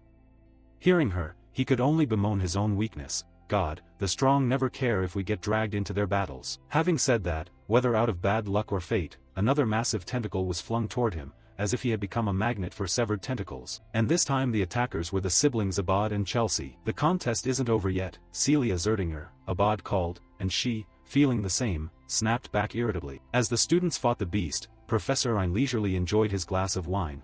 Pouring another, he murmured, "There are many monsters in the lake leading to Lumern Academy. A kraken is perfect for a welcome party." With that, the young professor narrowed his eyes slightly and surveyed the standout individuals, as he had predicted, the prominent captains. Chen Xia of the east, Celia Zerdinger and Abad Llewellyn of the west, Chloe Muller of the north, Walden Tyden of the south, Duran of the central. The freshmen this year are truly outstanding. But the one who impressed me most is that unidentified freshman. His swordsmanship has not a single wasted move. He moves as if he can predict the kraken's actions.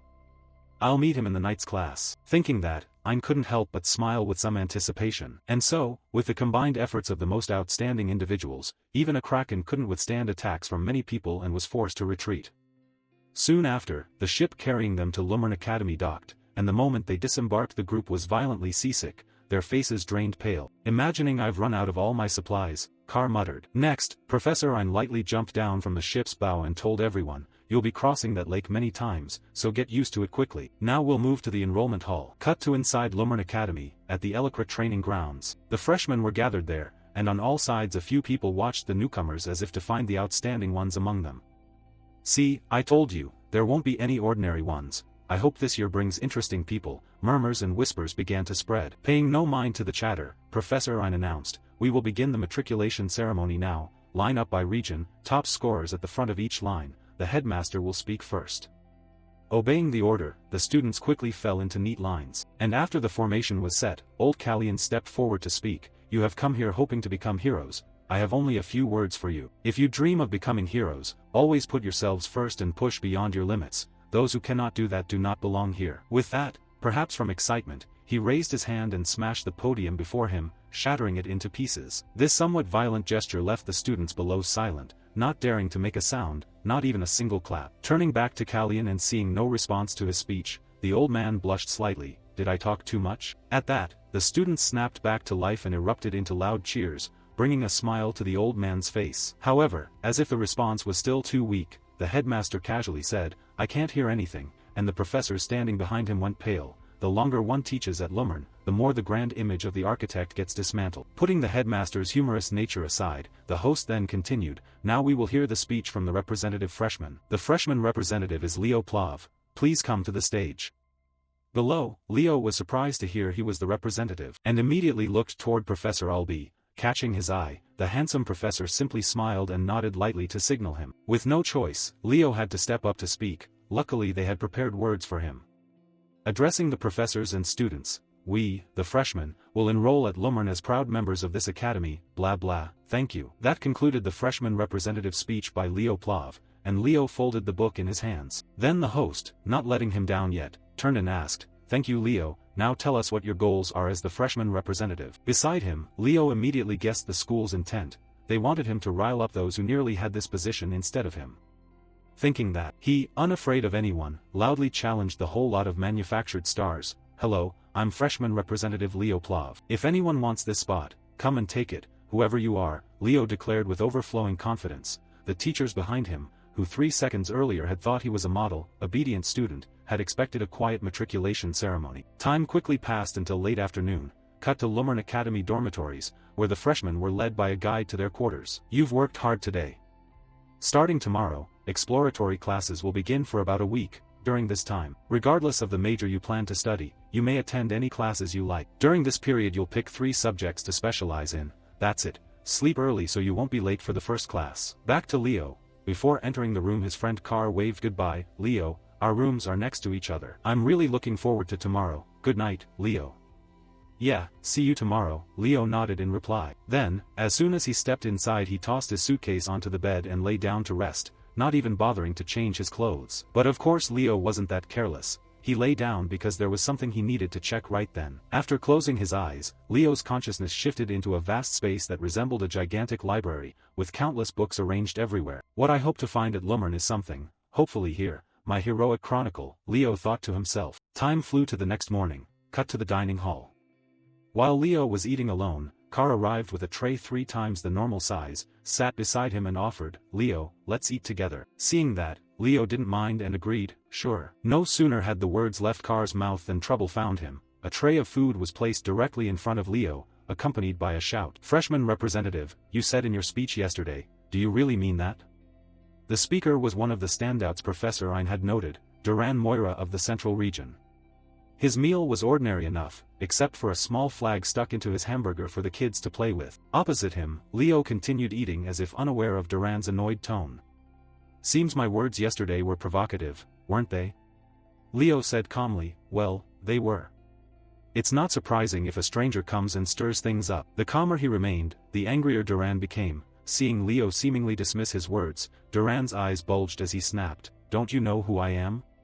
I'm the captain of the Central Region." Across from them, 2 starving brats ignored him and happily ate, making Duran look like a clown trying to attract attention while someone smeared butter on his face. Finally, unable to hold back his anger, he unleashed a bolt of rage, swung his leg and kicked his tray of food high into the air. Leo's tray was sent flying as well. But that still wasn't enough to trouble our protagonist. With masterful dexterity his arms moved like machines and caught every piece of food back onto the plates without a single drop missed. He even casually helped Carr beside him catch his food too. Not only that, Leo stuffed a bit more into the hamburger in front of him, creating a burger with the very best ingredients. "The double cheese hamburger king, throwing away such a precious meal is unforgivable," Leo said with a light laugh. Across from him, seeing his provocation had no effect on Leo, Duran lost it. "I'll pull you off that golden throne right now. I can't stand watching someone weaker act so arrogant," he hissed through his teeth. But before the two could lunge at each other, a large hand clapped over both their shoulders and stopped them. The person was Professor Ein. Regarding their disruption in the dining hall, the professor said coldly, "We'll see about that. One of you is the Central Region captain and the other is the freshman representative, arguing on your very first day at Lummern." Time passed quickly, cut to the night's exploration class, where students interested in the subject had been waiting for a while. However, Professor Ein said nothing or explained nothing, which made a brown-haired student in class raise his hand and ask, "Sorry, Professor, but class is about to start." Beside him, the swordswoman Celia wondered why Leo still hadn't shown up. At that moment, as if to answer their question, Leo and Duran crawled into the classroom looking as if they'd just run 10 laps around the campus. Seeing his sweat-drenched body, Celia hurried over to check on him. "Leo, what's going on? Did you get into a fight?" Leo didn't offer much explanation to that question, but only glanced at Duran with a look of mild amusement. After waiting for everyone to arrive, the young professor officially began the lesson. "Now that you're all here, let's start class. Welcome, freshmen, my name is Ina Landu, and I'm in charge of first-year nights." Up front, the blonde guy still seemed bitter about the incident with Leo, so while listening he kept shooting lightning glare looks at him, and Carr sensed something interesting was about to happen in this class. Whoa, have they already started a large-scale psychological war? he turned his attention back to the professor. Uninterested in the classroom squabbles, the professor continued explaining the lesson: the three sources of mana, magical energy, soul energy, and chi field. Among them, chi field is the hardest to control. Does anyone know why? From the back, the swordswoman Celia promptly answered, because the chi field reduces mana's flexibility during its transformation. He gave her a look of praise and nodded, right. While magical energy and soul energy use mana in its raw state, the chi field absorbs mana and processes it to suit the body. Now, can anyone explain how we use the chi field accumulated in our bodies? As he spoke, a radiance began to emanate from his body, and for this question, even Celia wasn't entirely clear. Wouldn't it just happen if you applied a little force? She thought to herself. Finally, with no one else stepping up, Leo answered for the group, because we use chi field power by burning mana. Seeing that, Professor Ein showed a hint of surprise and nodded, right. So do you know what the most important factor is when burning mana? Endurance, Leo explained once more, turning back to Ein. Seeing Leo answer questions one after another, the professor's expression gradually changed. Impressive, Leo Plav, have you studied chi field before? No, Leo shook his head, which raised the professor's estimation of him even more, for someone who hasn't been formally taught chi field to grasp its essence like that. Thinking that, he smiled lightly and continued, then let's set theory aside and move the body a bit. As he spoke, he began focusing energy into the soles of his feet, and to the astonishment of all the students, the professor's feet stepped into the air as if he were walking on solid ground. This is the chi field step. The basic principle is concentrating the chi field's power into your feet, and its potential applications are limitless. Time flew by and the students began splitting into groups to practice this miraculous skill. However, it's not an easy skill, so most people still couldn't truly master it yet. Except for the swordswoman Celia. True to her genius reputation, she had relatively mastered the skill and turned to brag to the protagonist, "Hee, I'll show you how if you call me sis." Up front, Leo felt too proud to learn this kindergarten-level principle from Celia and said casually, "No need, the chi field mechanics aren't that different." Speaking of Professor Ein, he had just noticed Duran's eyes fixed on one direction, and he smiled as if he'd thought of something interesting. Then he clapped to get everyone's attention. "Everyone, as you know, there was a bit of disorder this morning." Hearing that, the mage Chelsea, not knowing the situation, curiously asked, "Professor, what are you talking about?" Turning back to Professor Ein, he called Leo and Duran to stand before him and addressed the blonde one, "Duran Moira, what made you so angry?" "I'm not angry," he answered, though he didn't dare meet the professor's gaze. Seeing that, Ein more or less guessed the reason without asking, so he gave them a chance to settle it between themselves. Then take it out to the field. Central Region Captain Duran Moira and the freshman representative Leo Plav will race one-on-one to decide who will be the class representative. In this match you may use your chi field with no restrictions. The professor's words startled the blonde a little. Next, their merchant friend Carr seized the moment to bring out a sign and hype bets. "Come on, place your bets." The prodigy of the Moira clan and descendant of heroes, Duran Moira, master of lightning chi field, and the dark horse from the suburbs, the mysterious newcomer who bested the captains of every region and became the freshman representative, Leo Plav. In another corner, students watched the two and whispered, "I mean, he's the freshman rep, he should show something." From what I saw when he talked to Celia Zerdinger, it seems he can't even use the chi field step, right? And did you hear what he did yesterday? I can't stand this guy. Becoming Central Region Captain isn't something just anyone achieves. Meanwhile this freshman rep hasn't proven anything. Doubts began to rise. Ignoring those remarks, Professor Ein saw both were ready and said, "Okay, whoever reaches the finish line first wins. Whoever wins, you must accept the result with courtesy, that's the knightly spirit." Getting ready at their marks. About Celia, though her reason told her Leo couldn't win, some inexplicable intuition nudged her in another direction. Honestly, Leo probably shouldn't win, but that guy always finds a way to exceed others' expectations. "Go!" Ein shouted, and immediately both Leo and Duran sprinted forward with all their might. Unsurprisingly, Duran, with his advantage in chi field, shot ahead. "I'm going first, rookie," he taunted and launched like a rocket. Watching his speed, people couldn't help but admire. Wow, exactly what we'd expect from Duran, so cool.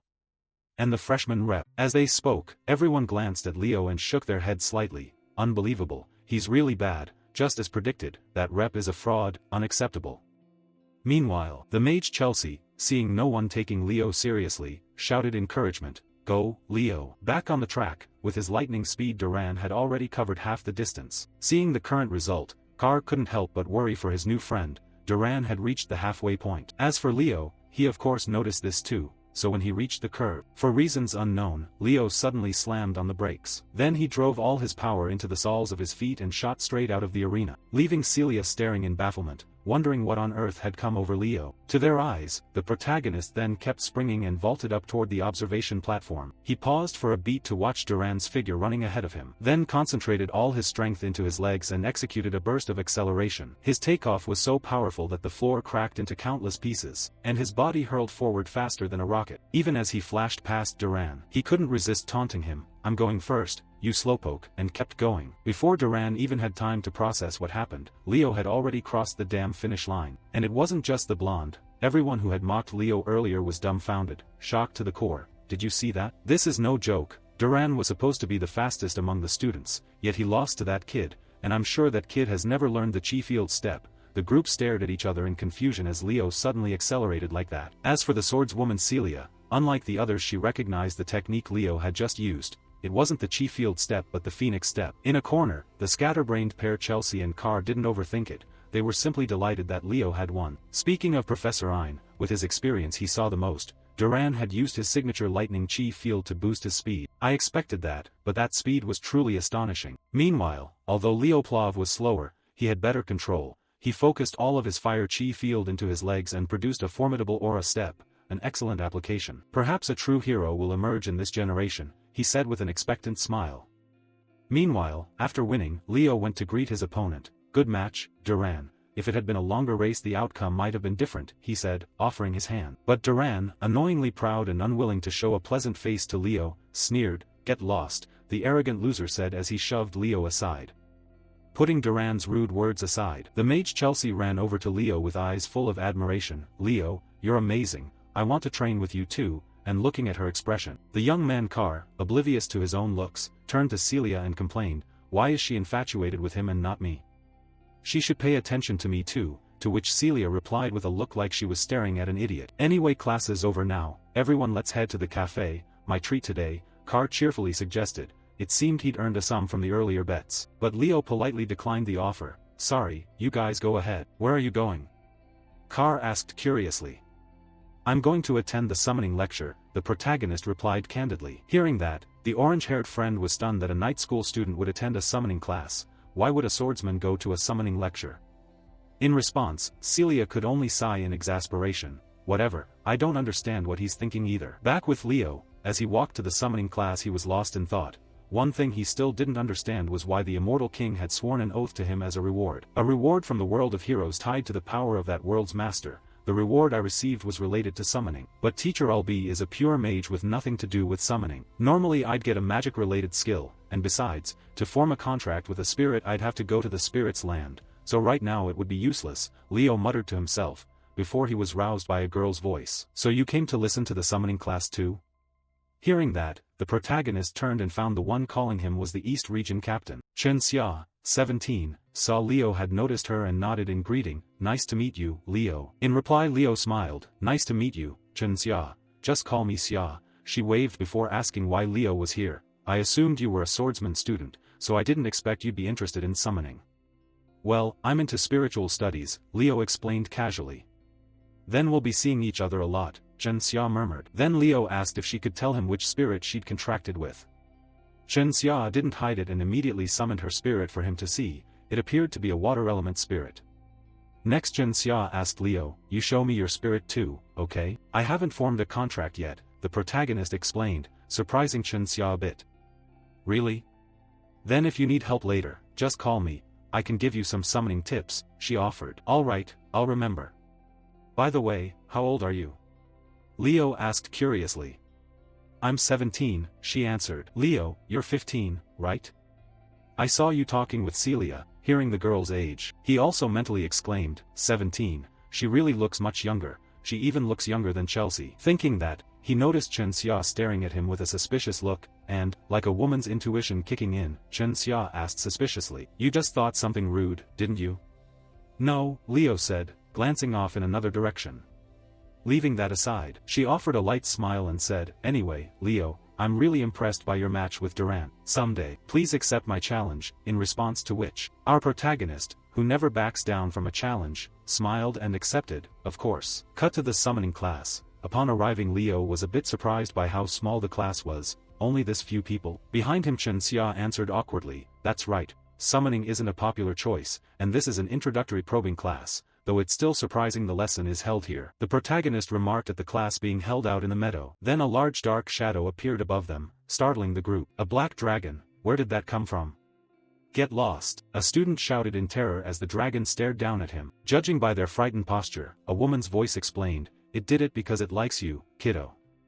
Nice to meet you, freshman. My name is Yura Marin, I'm the summoning teacher who will guide you this year." Around them, the male students' hearts thudded at the sight of the beautiful, vibrant professor. "I'd like to become the teacher's spirit beast," the group wished, not to mention those other guys. Even Leo had to admit her beauty. If Tueno were here he'd go crazy, Leo thought to himself, recalling his friend's womanizing ways from his past life. Turning to Professor Yura, after waiting for the group to settle, she began the lesson. "All right, recruits, your presence here shows you have some talent for summoning, right?"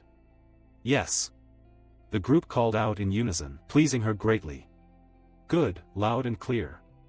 We'll move straight to the practical area." Having said that, Yura turned to remind her assistant, Carlo, a white-haired, bespectacled young man who had brought a griffin to assist everyone. He was the teaching assistant for the first-year summoning class. Then, seeing the transport ready, Yura continued, "You will go in pairs. Come on, mount the griffins," and at her words, one student hesitantly raised his hand. "Professor, this is our first time riding a griffin," he said with a look that pleaded for help. Unfortunately, that request was completely rejected. All he received was a glare of anger from Yura.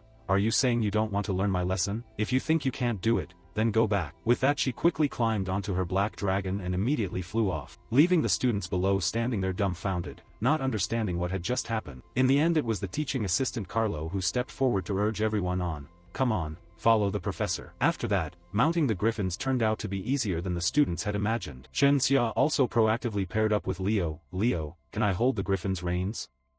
Seeing this, though the protagonist looked a bit surprised, he agreed, "Sure, hold them as long as you want." And so, after getting used to it a bit, the group quickly chased after Professor Yura, and only when they felt the cool sea breeze blowing straight into their faces did they realize how blissful it was to have a mount. They hadn't expected to be riding griffins, typical Lumern class. "Hey, swap seats with me, I want to try flying too." "Wait a minute," cries of contention began to rise. Meanwhile, Chen Xia on this side was equally excited. "I'm a little worried, but it's tamer than I thought." Hearing that, Leo behind her didn't forget to warn her one line, "Still be careful, griffins are hard to control for newcomers." Upon hearing this, Chen Xia couldn't hide her curiosity.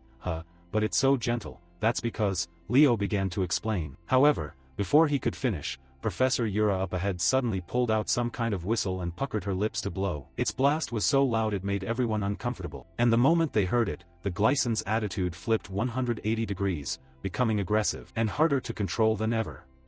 "Not good, they're not obeying anymore. Why did they suddenly turn like this? Professor, save us." The group panicked and begged for help, but Yura had no intention of budging an inch. Instead, she told these factory school students to handle their own problem quickly. "You think you deserve to be Lumern Academy students but don't know how to control a griffin? Control them yourselves," she said. As for the pair Leo and Chen Xia, the Mount Sudden rebellion left the black-haired girl flustered. Seeing this, Leo gently wrapped an arm around her waist, took her hand, and slowly guided her.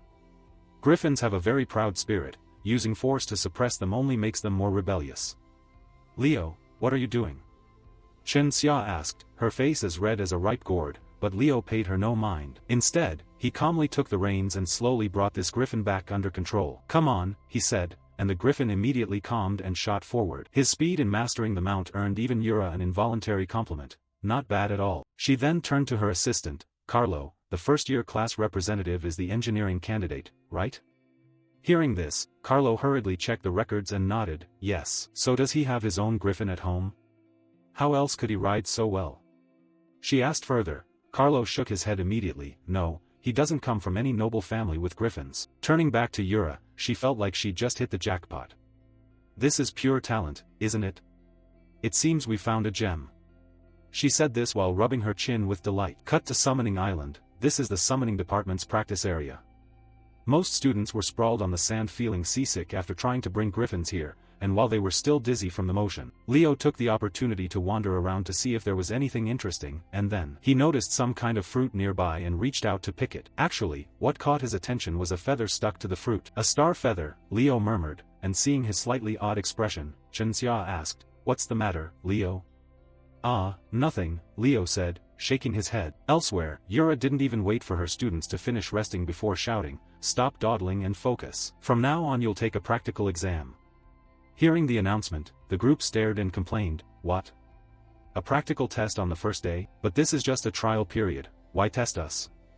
The student with the center-parted hair said, confused, and to explain this question. Then Yura began to enlighten them. "Compared to the other two majors, the path we have to take is much longer. Does anyone here not know that? For summoners, merely knowing how to control mana is not enough. To sign a contract with a spirit you need harmony with the elemental spirit, and to command summoned creatures you need the ability to tame them. That's why the number of heroes in the summoning department is smaller than in the other departments. However, compared to other heroes, summoners who reach the pinnacle achieve more miracles. Didn't you all come here to become that kind of hero?" In response, a white-haired girl stepped forward and admitted, "Yes, that's right. What's the test?"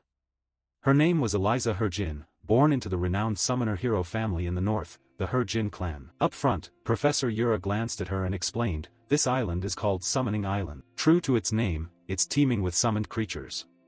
Because summoning is a weapon for summoners, the test will evaluate your taming ability. The test is simple. Tame a summoned creature in this forest and bring it back. Once tamed and contracted, that creature belongs to you," she said with a smile. The students went wild at the thought of getting a little companion on the island. Wow, this is Lumern Academy indeed. And the group immediately hurried into the forest to find the most suitable pet. As Leo prepared to move off to find a suitable summoned beast for himself, Eliza suddenly spoke to him, "You're the freshman rep, right? Word's spreading that you beat Duran. What can I expect from you in summoning class?" "I'm just doing my best," the male lead replied coolly and strode ahead. Behind him, Eliza stared at his retreating back and furrowed her brows as if a little annoyed. Meanwhile, Professor Yura surveyed the scene and smiled inwardly. It seemed these people would become key players in the freshman year. Time passed quickly. Some students began to bond with and tame their summons, while Leo was still wandering without a suitable target, tamed successfully. "Oh, that's the freshman rep, but he's gone too deep into the forest," someone said, and another shrugged, "Let him, if he fails to tame and gets 0, he'll end up back in the cavalry department. Does he think summoning is that easy?" Ignoring the chatter, Leo pushed deeper into the woods until he was sure no one else was around. Only then did Leo take out the feather he picked up when he first arrived on the island and begin using his aura of fire to burn it.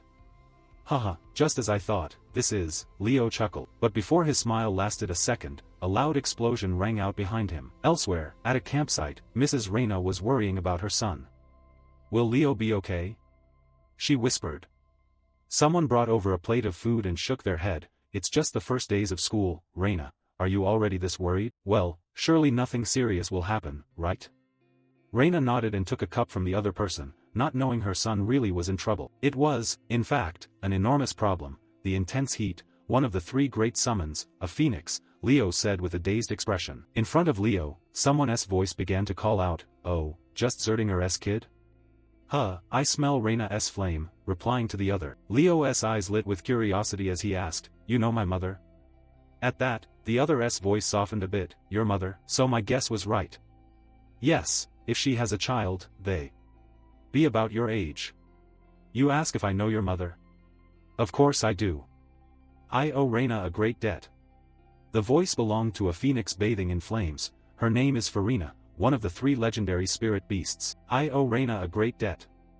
The voice belonged to a phoenix bathing in flames. Her name is Farina, one of the 3 legendary spirit beasts. At this moment she looked at Leo with a fond expression and introduced herself. "My name is Farina, Reina E. Hild."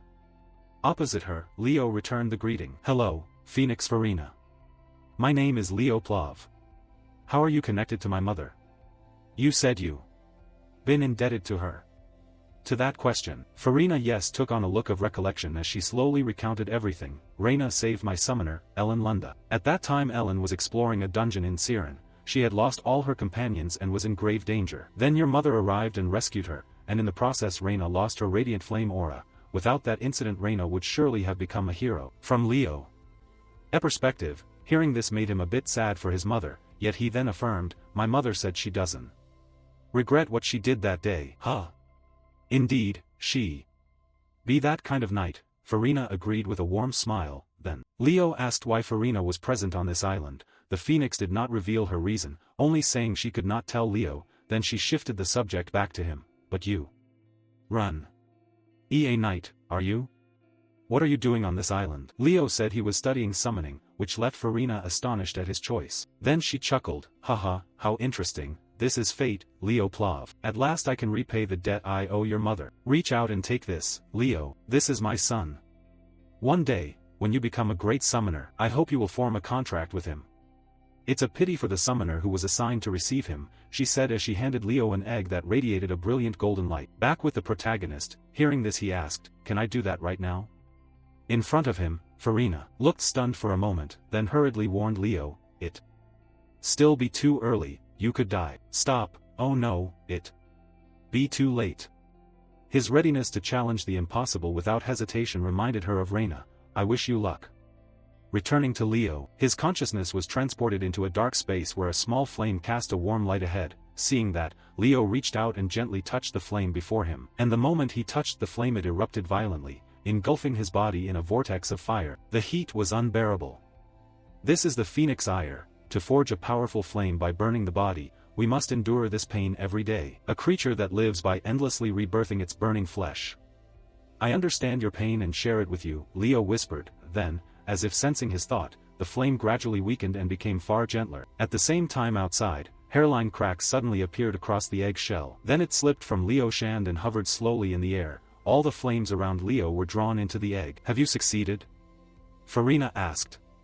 I did it, Leo replied with a bright smile. Farina rejoiced for him, you are a prodigy, Leo Plav, you will become the greatest summoner in the world. Congratulations on successfully forming the contract, this little one's name is Fiora. I entrust my child to you, Farina said with a smile. Maternal love can move one to tears. The newborn barely felt its mother's warmth for 3 seconds before its mother tossed it to someone else. Opposite him, Leo looked at the form of the phoenix with some doubt. Is this really a phoenix? It looks like a chick. He wondered inwardly. Then the little bird chirped twice innocently and stared at him with curious eyes, confirming to Leo that it really was a chick. Cut to Professor Yura's location. By now the students had found suitable hosts for their summons and returned to report to her. After glancing over the students, the professor turned to ask her assistant, Carlo, what time it was. Hearing that, the assistant immediately replied, 5 minutes left. Only 4 students remained. No sooner had she said that than heavy footsteps sounded from afar, drawing her attention. The one running toward them was a gigantic black bear. It was Chen Xia's summoned creature. Professor, I'm not done yet, am I? She said, a little ragged. Apparently taming that bear had been a tough struggle. However, the result wasn't bad at all. Even Professor Yura praised her. You tamed a young water bear as an apprentice knight? Impressive. At the same time, the big guy Walden clung to the leg of a giant bird as it landed on the ground. A shadow raven? Yura praised. That's a spirit beast even renowned summoner families struggle to tame. Walden explained he hadn't contracted yet. This is more than good, more than enough, the professor waved her hand. Next, Eliza rode back atop a giant white serpent, causing those around her to gasp. I already formed the contract, my family didn't have one of these, the girl said calmly. Yura recognized the summon and heaped praise, a gorgon serpent? Wonderful. Beside her, Assistant Carlo reminded, Professor, time's up, just as the last student was arriving. Everyone turned their heads and saw Leo strolling out of the forest. What was more remarkable was the little chick perched on his head, looking at its appearance. The students couldn't help but snicker. What is that? He tamed a chicken? What a fool, he must have given up on summoning. Contrary to the students' thoughts, the moment Professor Yura sensed the aura exuded by that chick her eyes widened. Damn, bastard, that's a phoenix, she muttered. Time flew by. Cut to Professor Yura's office. She had called Leo in for a private meeting.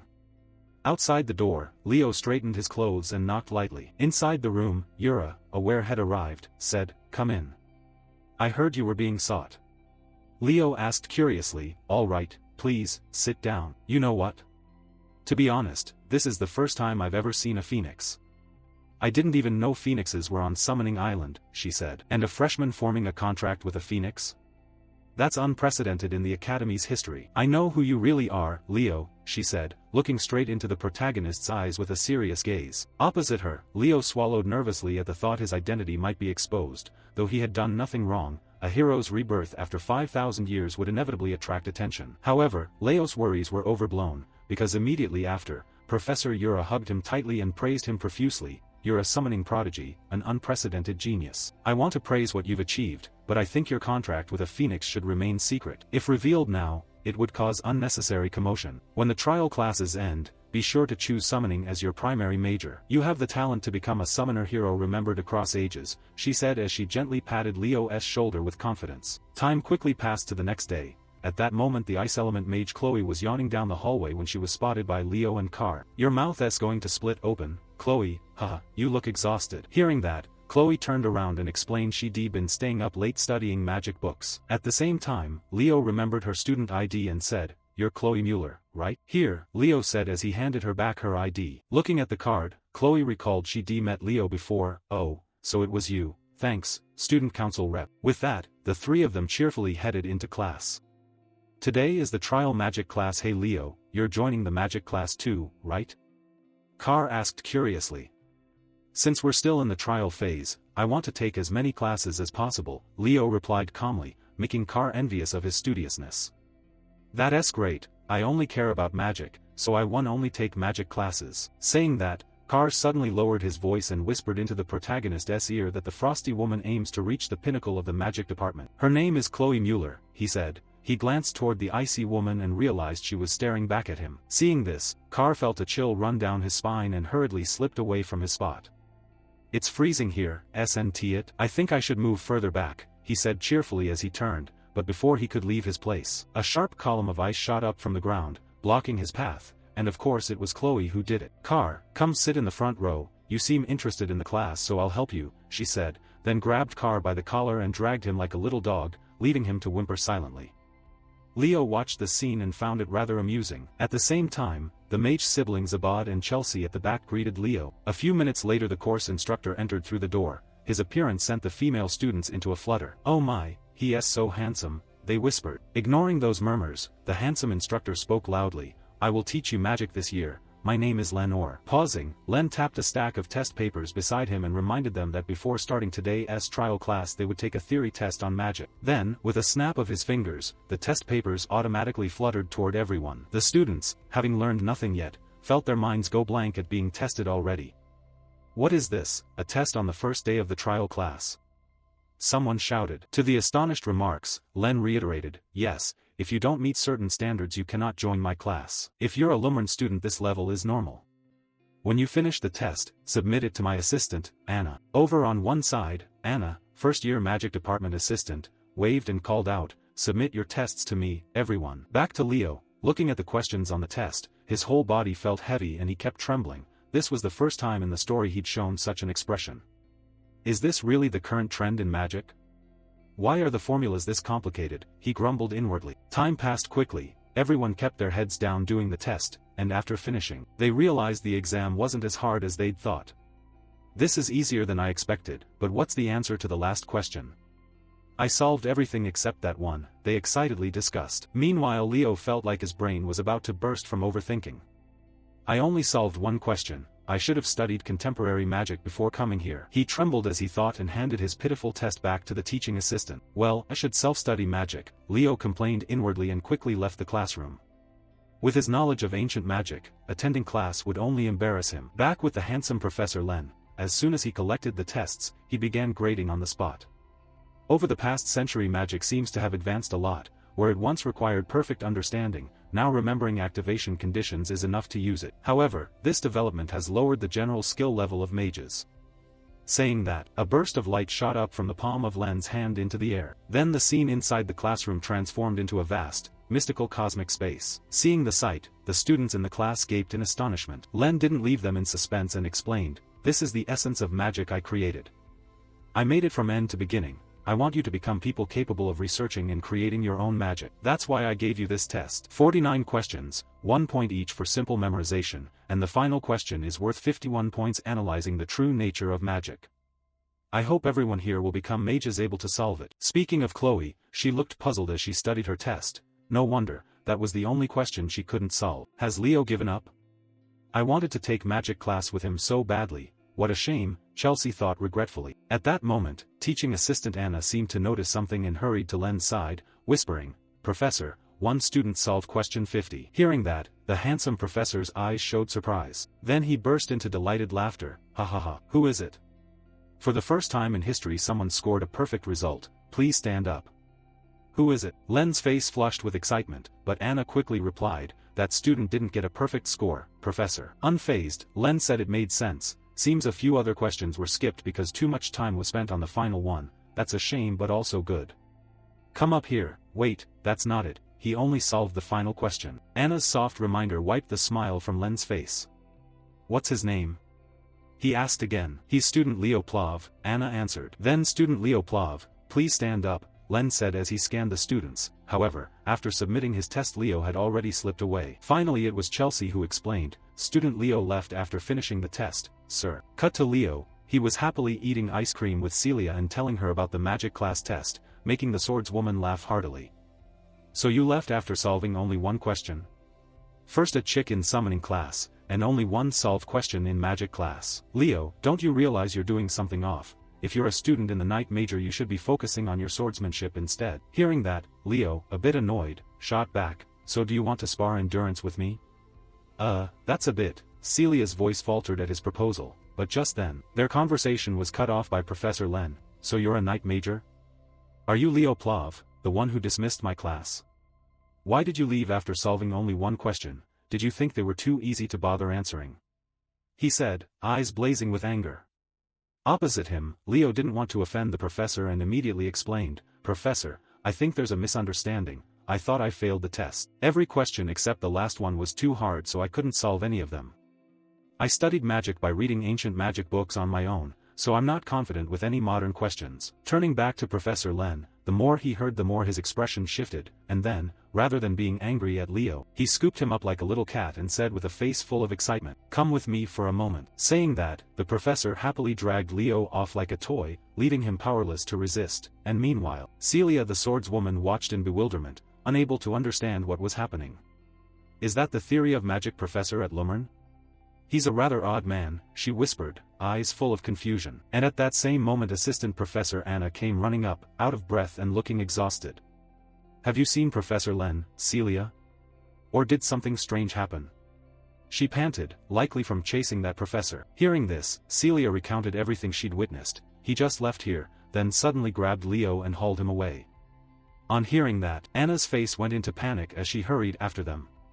Oh my God, what is that crazy man planning to do this time? She cried inwardly. Back with Professor Len, he had taken Leo to some meeting room, written a series of questions on the board, and demanded, solve these, student Leo. Hearing that, although the protagonist was a bit puzzled why, he quickly set to work, and for Professor Len this was also a test to assess Leo's talent. If he didn't solve the final question by pure luck, then he must have a personal magic system in his head. Now show me, I'll perceive the true nature of. Before the thought finished, Leo stopped what he was doing and turned to say, I've already solved them all. Seeing that, sweat poured from the handsome professor's brow. You solved all these in your head? He asked. Yes, more or less, Leo shrugged in reply, making Professor Len salivate with desire. Finally. He whispered to himself. Speaking of Professor Albee, while he was walking down the hallway, he suddenly noticed Professor Len running straight toward him with a face like he'd just won the lottery. Looking at his colleague's expression, for some reason Albee felt a sudden unease and immediately turned to leave, however Len didn't let him go that easily.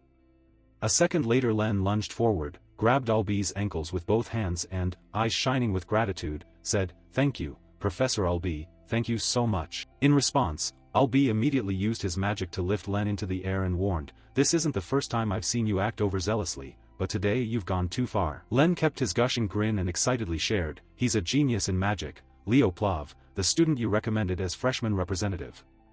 He's truly a prodigy. Hearing that, Albee began to feel bewildered by the remark. Magic? Isn't he supposed to be a knight? No, Leo must become a mage at all costs. I won't let his talent be wasted swinging those pieces of iron. Sending him to the knights is an insult to the field of magic, Len shouted angrily. At the same time, Assistant Anna rushed over. Seeing this, Albee dispelled his spell, causing the mage's body to fall freely toward the ground. Luckily the assistant anticipated it and sped up at the last moment to catch her superior in time. Thanks, Anna, Len said with a beaming face. We really must get back to class, the assistant snapped through clenched teeth, veins bulging with anger, she vowed to herself that one day she'd kill this madman. At the same time, Leo strolled up from behind. Hearing his footsteps, Professor Albi turned, nodded, and acknowledged him, which made Leo a bit embarrassed. Mages never change over time. They're all crazy. Time passed quickly like that. A week later, the trial classes ended, and our protagonist was lying on the rooftop of some building, absorbed in the book in his hands. The book titled Kyle, the Hero of Beginnings. Is he really a fraud? He closed the book. Leo sighed heavily, disappointed that he couldn't find any useful information after reading it. Meanwhile, in Headmaster Kylian's office, while he was busily working, the three homeroom teachers of the magic, night, and summoning classes suddenly burst in together holding a form to show him.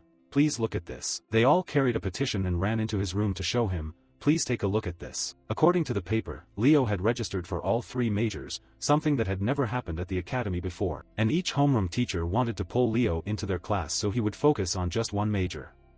Even inside the headmaster's office, the three kept bickering, making Kylian laugh. Haha, alright, let's see. This reminds me of that fictional hero, the fifth great hero also called the Hero of Beginnings, Kyle, the only one in history proficient in all disciplines. Cut to the training track. At that moment Celia and Chelsea were up and running. Meanwhile our friend Carr, lounging and being poetic, joked, God, why are they training on the weekend? Leo chimed in to explain. Chelsea asked me to coach her. Then why are they just running? Where are their weapons? Carr asked further. Before Leo could answer, Abad and Chelsea wearily stepped forward for him. It's our endurance. Stamina is an important aspect for a combat mage, that's why we're running. Now move aside, Carr, Chelsea said, waving Carr away like a fly so she could sit next to Leo. As soon as she sat by the protagonist, her expression shifted 180 degrees, completely different from the annoyance she showed toward Carr. It's great to run on the weekend, I miss this feeling. I want to run with you too, Leo. Really? Leo asked, curious. Upon hearing that, the swordswoman Celia spat out the water in her mouth, making Chelsea look at her with disgust. Gross, what's wrong with you? Turning to Leo, he of course understood why Celia acted that way, so he said, anyway I plan to run with you, I have to do it properly. I told you I'm not running with you. Celia shouted. Beside them, watching their reactions, Carr curiously asked, what's between you two? Why are you so close? At first I thought you were dating. In response, Carr pointed at Leo and explained to his orange-haired friend, oh my god, he's my relative, my aunt's son, my father's sister's child.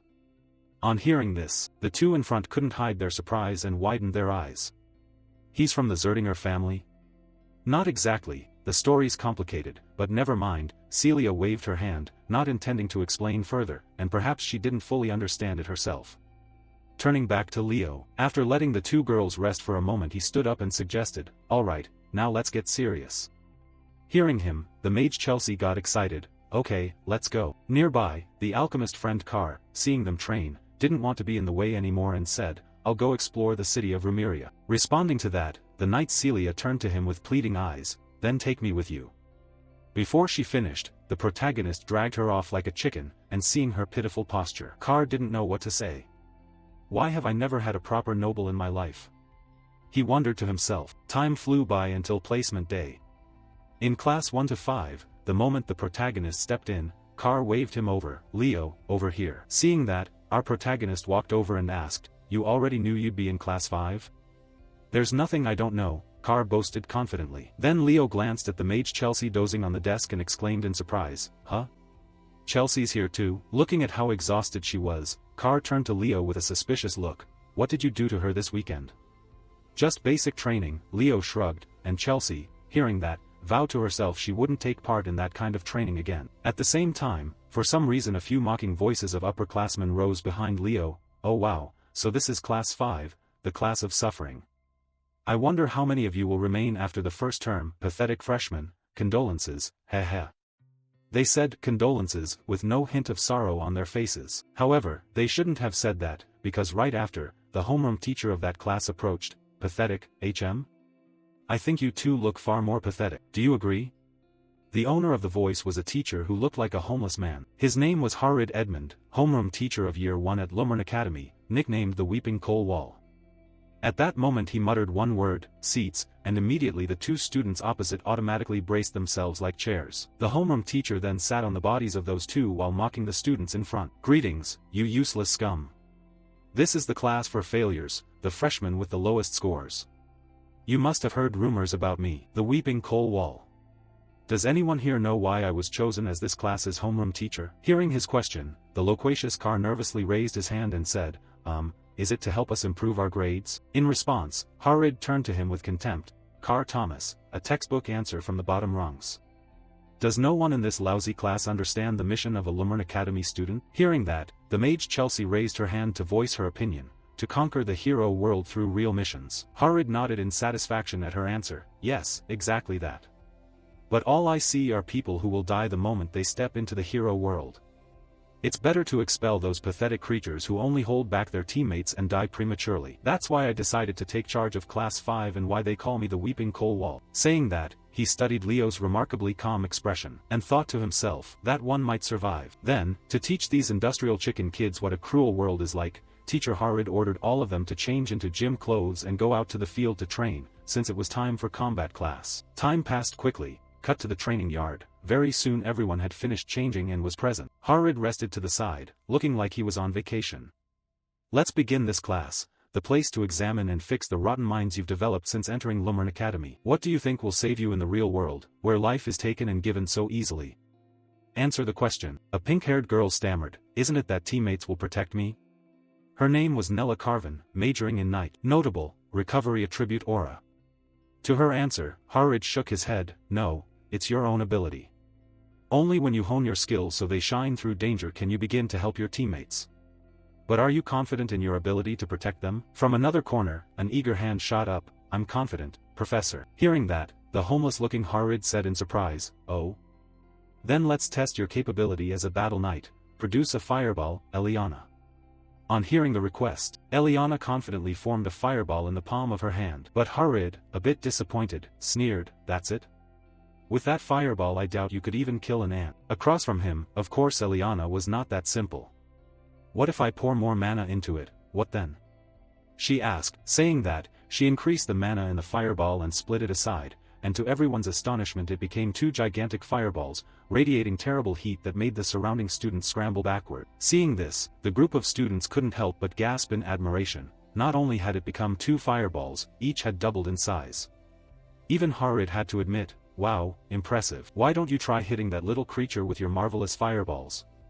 He said. Then he used his magic to summon a tiny humanoid spirit. The little spirit shot straight toward Eliana at lightning speed, and for some reason it gently tapped the tip of the mage's nose and then doubled over, clutching its belly with laughter. Though not understanding why the tiny creature was mocking her, Eliana the fire mage couldn't contain her anger. Immediately she began swinging the two fireballs in her hands to attack, yet they couldn't even graze the spirit's cloak. The spirit then flew back to Harid's side, covering its mouth as it laughed at Eliana. Harid, seeing Eliana miss, continued to taunt, what's the point of doubling the number of fireballs if you can't even hit it? Have you understood yet? What you lack is the effective use of skills. You must train your abilities and push past your limits. Have you forgotten? Until you catch this wind spirit, our class won't end. Show me everything you've got, descendants of Reborn. Turning to Leo, though Harid's words were harsh, he completely agreed. The teacher's words might be sharp, but everything he said was true. Let me give it a try. Saying that, he calmly stepped onto the field. Watching his back, Harid said expectantly, all right, Leo Plav, let's see, are you full of the same lies as that fictional hero Kyle, or are you truly the first to possess all attributes? Time flew by, the entire class surged forward to try to capture the spirit, but no matter how hard they tried, it toyed with them like a plaything. Seeing this, Leo, who had been watching from the side, began to cloak his body in an aura. Then he channeled the aura into the soles of his feet and executed a burst move, a powerful spring that sent his body lunging forward like a flash. Elsewhere, Chelsea and Carr were panting like oxen from constantly chasing the tiny creature. Damn, he's so fast, how can we possibly catch him? Carr complained. At the same time, Leo used his air step skill to shoot straight up into the air, and while the little spirit was still playfully teasing the other students in the class, Leo dove down from above like an arrow. But, though it had been slightly off guard, this spirit's reaction speed was far from ordinary. At the last possible moment it agilely zipped to the side and evaded, yet this had already been anticipated by Leo. He merely smiled faintly and began to concentrate his aura into a whip-like strand, directing it straight at the spirit, and it seemed Leo was about to complete the trial successfully. But damn it, at that moment the troublemaker Duran, who'd been hiding God knows where, suddenly dashed out at lightning speed, snatching Leo's achievement in the blink of an eye. At the same time, a homeroom teacher strode up behind him and clapped to draw everyone's attention. "Looks like we in Class 1 should teach you a few things," the white-haired, sly-faced man said. His name was Sejin. He was the homeroom teacher of Class 1-1 at Reborn Academy. Note, he ranked second in the graduation poll, while teacher Harid ranked first in that poll, so the two of them clearly didn't like each other much. Hearing Sejin's voice, Harid calmly sipped his milk and replied, "Oh. Is that so? Then you'll teach in my place?" In response, Sejin looked at him as if staring at a pile of trash. At the same time, Kar, noticing the Cold War atmosphere between them, excitedly said, "This is a clash between the two pillars of Reborn Academy.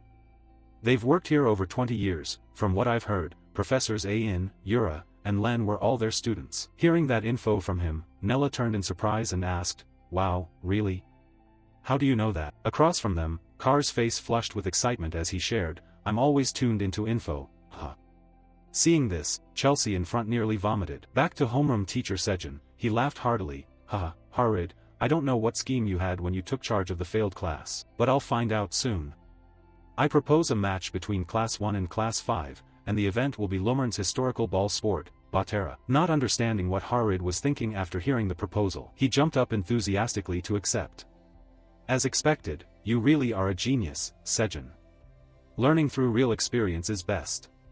Hearing this, for some reason Sejin grew a bit anxious inside. "Class 1 will probably win," he said hesitantly. While Harid put on a face of indifference, "That doesn't matter, carry on teaching your class." Hearing that, Sejin could only grit his teeth inwardly. Even the students in the back felt pity for him. "Why do I keep losing bets in the graduation poll?" Sejin wondered to himself.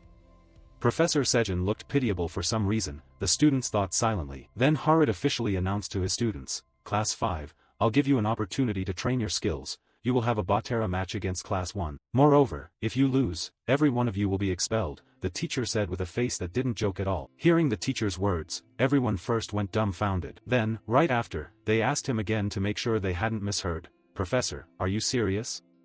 This is just the first match, and their class even has 3 captains." In response, Professor Harid seemed unconcerned about the disparity in strength between the sides. "All the more reason to try harder, push past your limits. Besides, what is there to worry about when a first-year representative is already in your class? Choose 6 people to represent Class 5 in Batera," he said, glancing at the main character, Leo. Immediately, he began to understand the teacher's real purpose. This was clearly a test, but Professor Harid's attention wasn't because he hated him. Some students lose heart after just 1 week at Reborn Academy, and it's not hard to see why. Perhaps Professor Harid wanted him to revive the spirits of Class 5 students who were close to giving up, so there had to be some way in this Batera match to boost Class 5's morale. Leo murmured to himself, and very quickly both classes began selecting representatives to compete. And as expected, Class 1 picked captains who were the strongest. Seeing the opposing side's strength, the mage Chelsea started calculating how she would explain getting expelled to her family. Noticing her panicked expression, Leo couldn't help but ask, "What's wrong? You look scared." In response, the mage explained the situation to Leo. Apparently he had never heard of Batera. "It's probably because you live in the suburbs, but Batera is a combat sport and a long-standing tradition at Reborn Academy." Hearing that, Leo couldn't help but look over at the girl, curious. "Isn't that just a ball game?" he said innocently, and at that moment Kar also cut in to explain. "It's not just a simple ball game, the point is it's an extremely dangerous ball game." Back to the girl Celia up ahead, seeing the puzzled faces of Leo's group, she covered her mouth and laughed as if reaping a harvest. "Hey Chelsea, why do you look so scared? Huh, already accepting imminent defeat?" Celia's voice dripped with provocation, making Chelsea's eyes roll white. "Angry? Who's afraid of who? Do you think I'll lose to someone from the Zerdinger family?" she snapped furiously. And to boost the group's morale, Leo threw his arm around them and declared, "Don't worry, our class won't lose." Hearing that, Celia ahead clicked her tongue in annoyance and warned Leo, "TCH, Leo, you too. I'll show you the results of my special training course. This time I won't lose to you, Leo Plav." Back to Professor Sejin, after the two sides finished trading taunts he stepped forward and said, "Contestants from each class, please enter the arena." Hearing that, Leo turned to his classmates and asked, "Who will go with me?" At the question, the others immediately drew back in fear. But luckily not everyone in the class was cowardly, so the 2 mages, Chelsea and Eliana, stepped forward at once. "I have to teach them a lesson," Chelsea said, cracking her knuckles, while Eliana, wanting to show Harid, added, "If we lose we'll be expelled, so I'll fight with all my hatred to win." I'll show Professor Harid what I can do. On the other side, the mage Nella and a shy classmate also stepped up. Finally, the alchemist Kar, who had been hiding way in the back, was hauled out by Leo.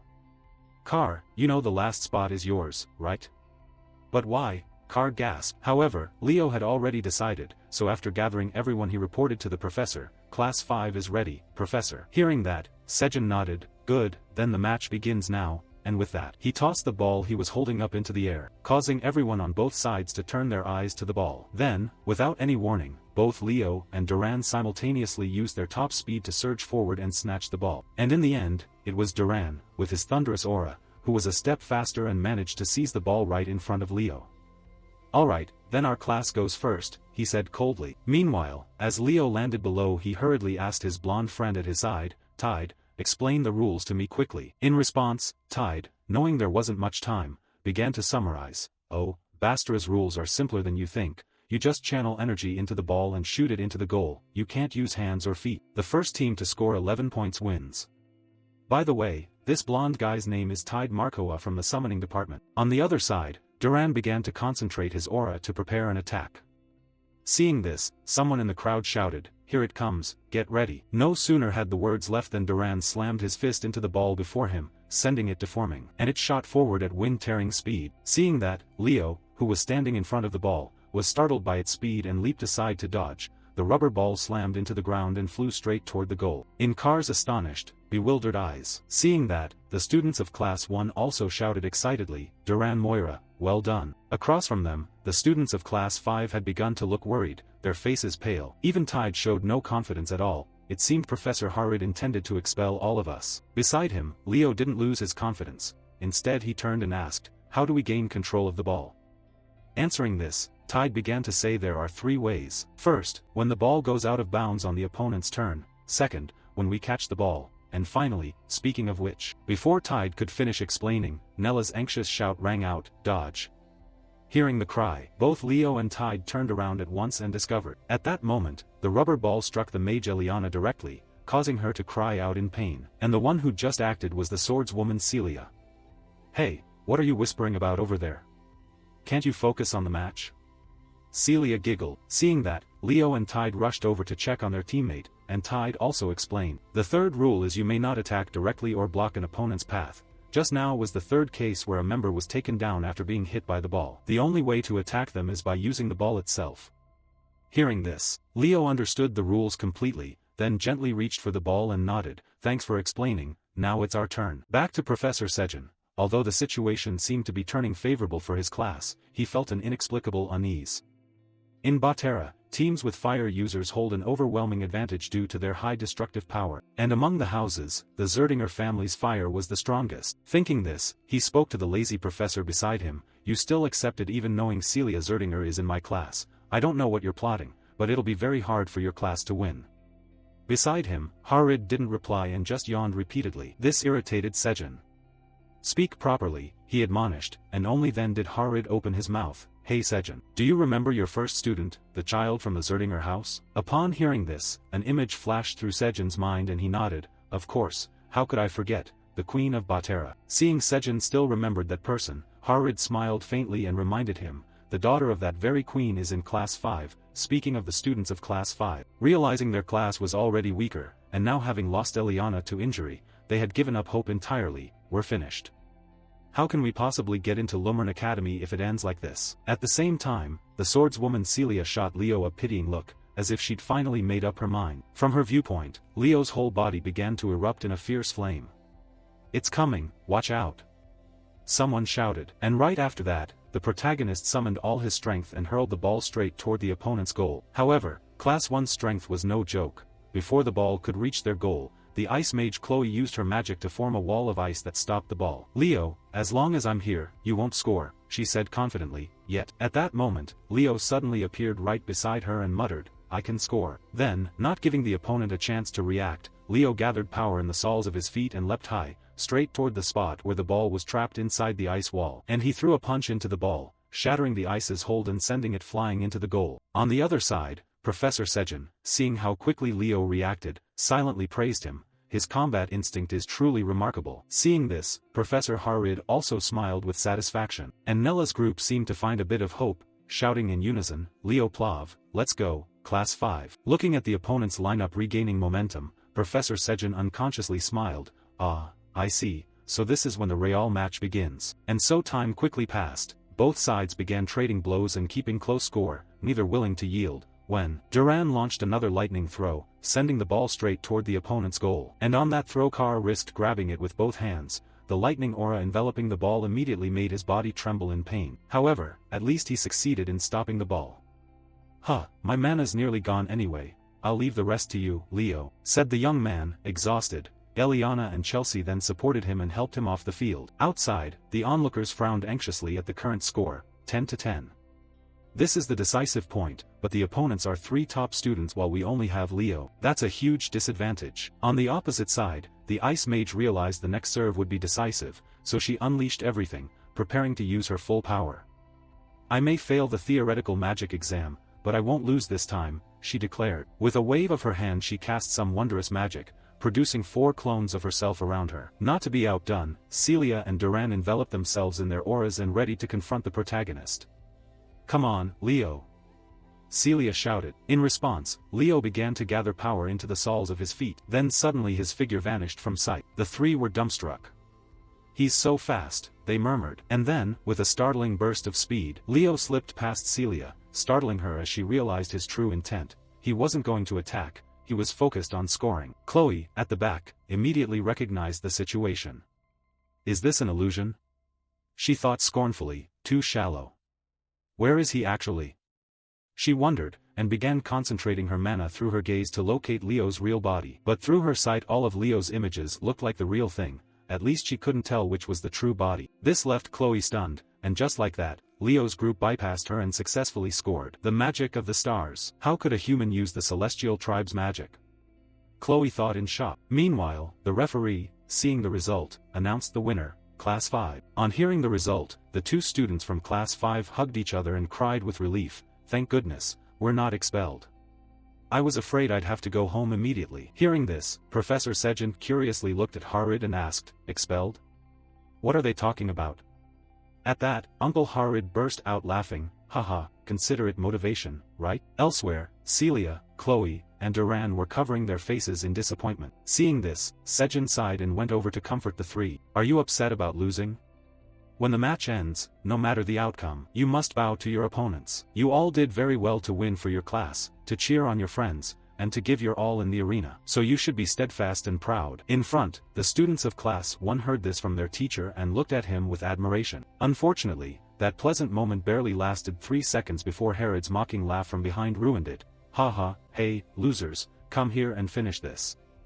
Hearing that, Sejin seethed inwardly, but with no other choice he stepped forward to say a few words. Both classes performed very well. Class 1 demonstrated talent and ability, and Class 5 never gave up until the last minute and overcame every challenge. They recognized their limits and successfully got through difficult situations. I hope you will work and compete with one another harmoniously, so everyone shake hands. Upon hearing this, students from both sides reached out to greet each other. You stretched the match longer than I thought. You had me expecting an earlier loss, Celia said with a laugh. I was going to say the same, you're as stubborn as an ink prince, Chelsea replied. Beside them, Carr smiled and told Duran, but this time we won. Across from them, Duran said nothing and only stared at him, leaving Carr a bit embarrassed. Elsewhere, the mage Chloe was still so upset she was close to tears over the loss. Then Leo reached out and comforted her. You were great, Chloe. With a bit more experience you'll definitely become extraordinary. Hearing that, the mage looked straight at him and asked, are you mocking me? One day I will definitely defeat you, she silently vowed. And she reached out to clasp Leo's hand, and so, time passed quickly. 1 month later, Leo's group sat happily drinking tea together, while Carr, eating like a famished man, asked them, by the way, which club do you plan to join? Looking at his ravenous eating, noble-born Chelsea, disgusted, admonished him to eat more properly. As for Leo, he said he wanted to start a club, and the bold idea surprised Carr. On hearing this, Mage Chelsea excitedly said she wanted to join if Leo formed a club. What kind of club? Carr asked, and Leo frankly shared his idea, a heroes research club. I want to learn more about the forgotten heroes and the primeval hero Kyle. Hearing this, Carr and Chelsea exchanged wide-eyed looks and shook their heads. Kyle? But he's not a forgotten one, he's just a legend. It seems no one will join your club, Carr chuckled. Chelsea immediately realized that if Car was right she could be alone in the club with Leo. I want to join, Chelsea shouted. Then suddenly their conversation was cut off by loud shouts from everyone. Wow, they're back. Hearing that, Car seemed to remember something and hurriedly stood up. Oh, right, today. The day the fifth-year students return after clearing the hero dungeons, and he rushed outside to see. Fragments of the hero chronicle scattered across the world occasionally activate abnormally and create dungeons, places called hero dungeons. And the upperclassmen from Lummern Academy who clear those hero dungeons and collect the hero chronicle fragments must be away for at least 2 weeks, sometimes more than a month. My mother must have gone through something similar, Leo thought to himself. Beside him, Mage Plov looked at the veterans with unabashed admiration. Wow, is this the pinnacle of Lummern Academy? In response, Car took the chance to show off and began introducing each of them to her. The muscular man to the east is Lee Jamua. The southern woman beside him is Torua Yen. And the pale one with the hood seems to be Ulta. But I don't see that person, Car asked puzzled, as if there should be someone accompanying those three. Who is it? Leo asked curiously. The head of Lummern Academy, Student Council President Reese, Car replied.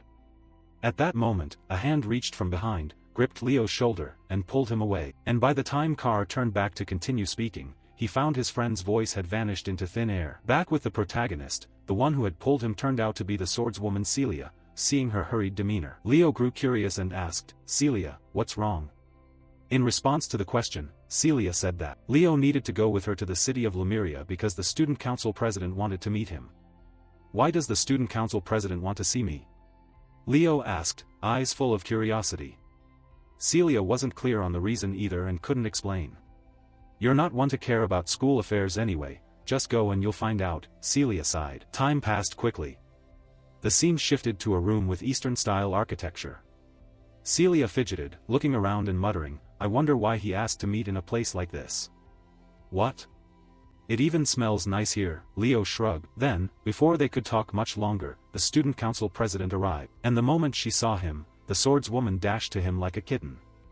Big brother. On his side, Reese lightly ruffled his sister's hair and greeted Leo. Nice to meet you, Leo Plov. I've heard a lot about you. You're aiming to become a versatile hero, right? This was Reese Zerdinger of the Night Department, and he was also the student council president of Lummern. Then, true to form, Reese pulled out a basket of steamed buns for everyone before they started talking. Does this suit everyone's taste? He asked gently. Yes, Leo replied. Then Reese noticed his sister looked a bit anxious and asked, what's wrong, Celia? Celia answered that it was her first time eating this dish, hence the expression. She then slowly tasted a piece, and the instant she put it in her mouth, her eyes widened and she exclaimed in surprise, delicious. Seeing her expression, Reese smiled with satisfaction. This is the restaurant I wanted to bring you to once you join Lummern. He paused, then shifted the conversation to Leo. I didn't expect you'd be the son of that person. Across from him, Leo recognized who Reese meant and asked, you met my mother before? Yes, I met her a few times when she was young, and your aunt was quite famous during her school days. Reese nodded, making Leo even more curious. My mother? To explain, Reese began recounting the deeds of Madame Reina. Yes, she accomplished many legendary things. For example, she once said the dormitory's dessert was terrible, so she rallied all the students and stormed the headmaster's office. So she was the protagonist of that famous incident? Celia shouted. Exactly, Reese laughed. Returning to Leo, while the others chatted happily together, he quietly assessed the student council president's abilities and had to admit, as expected, he's deservedly the strongest among Lummern students. It seems only a matter of time before he becomes a hero, Leo thought to himself. Next, after everyone finished eating, Reese cheerfully stood and said, then let's go have dessert. I'll pay, so you all go ahead. Hearing that, Leo and Celia quickly left the table. At the same time, suddenly Reese felt a slight warmth on his chest, so he reached into his coat pocket and took out a glowing piece of paper. What's this about? Reese whispered. Time passed quickly. Cut to Leo's classroom, where the mage Eliana spoke up. Professor, I have a question. In response, the brash professor propped his feet on the desk and smugly asked, Eliana Layden, let's hear your pointless question. Eliana didn't get angry. She raised her hand and called out loudly, why haven't we chosen a class representative yet? I heard all the other classes have already picked theirs. Oh, that's true, Tide nodded in agreement. Only when she mentioned it did the professor remember. Class rep? Right, I forgot about that. Saying that, he turned to Leo and suggested, Leo, you do it. Before Leo could agree, the others immediately complained, what? "Professor, shouldn't we democratically elect a class representative by vote?" To answer, Harid tossed a half-meter-high stack of papers onto the teacher's desk and demanded, "Class rep, take these and sort them out." Seeing the enormous workload, Eliana shrank back and didn't dare say another word. Then the loudspeaker on the wall announced, "In a moment we will have a joint lesson on herd research. All first-year students please prepare to go to the auditorium."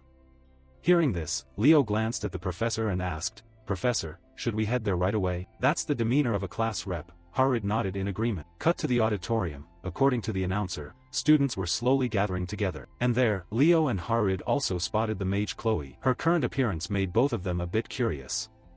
"Hi Chloe, you look tired." Upon hearing the greeting, Chloe's eyes brightened slightly and she immediately asked, "Do you have any healing potions left?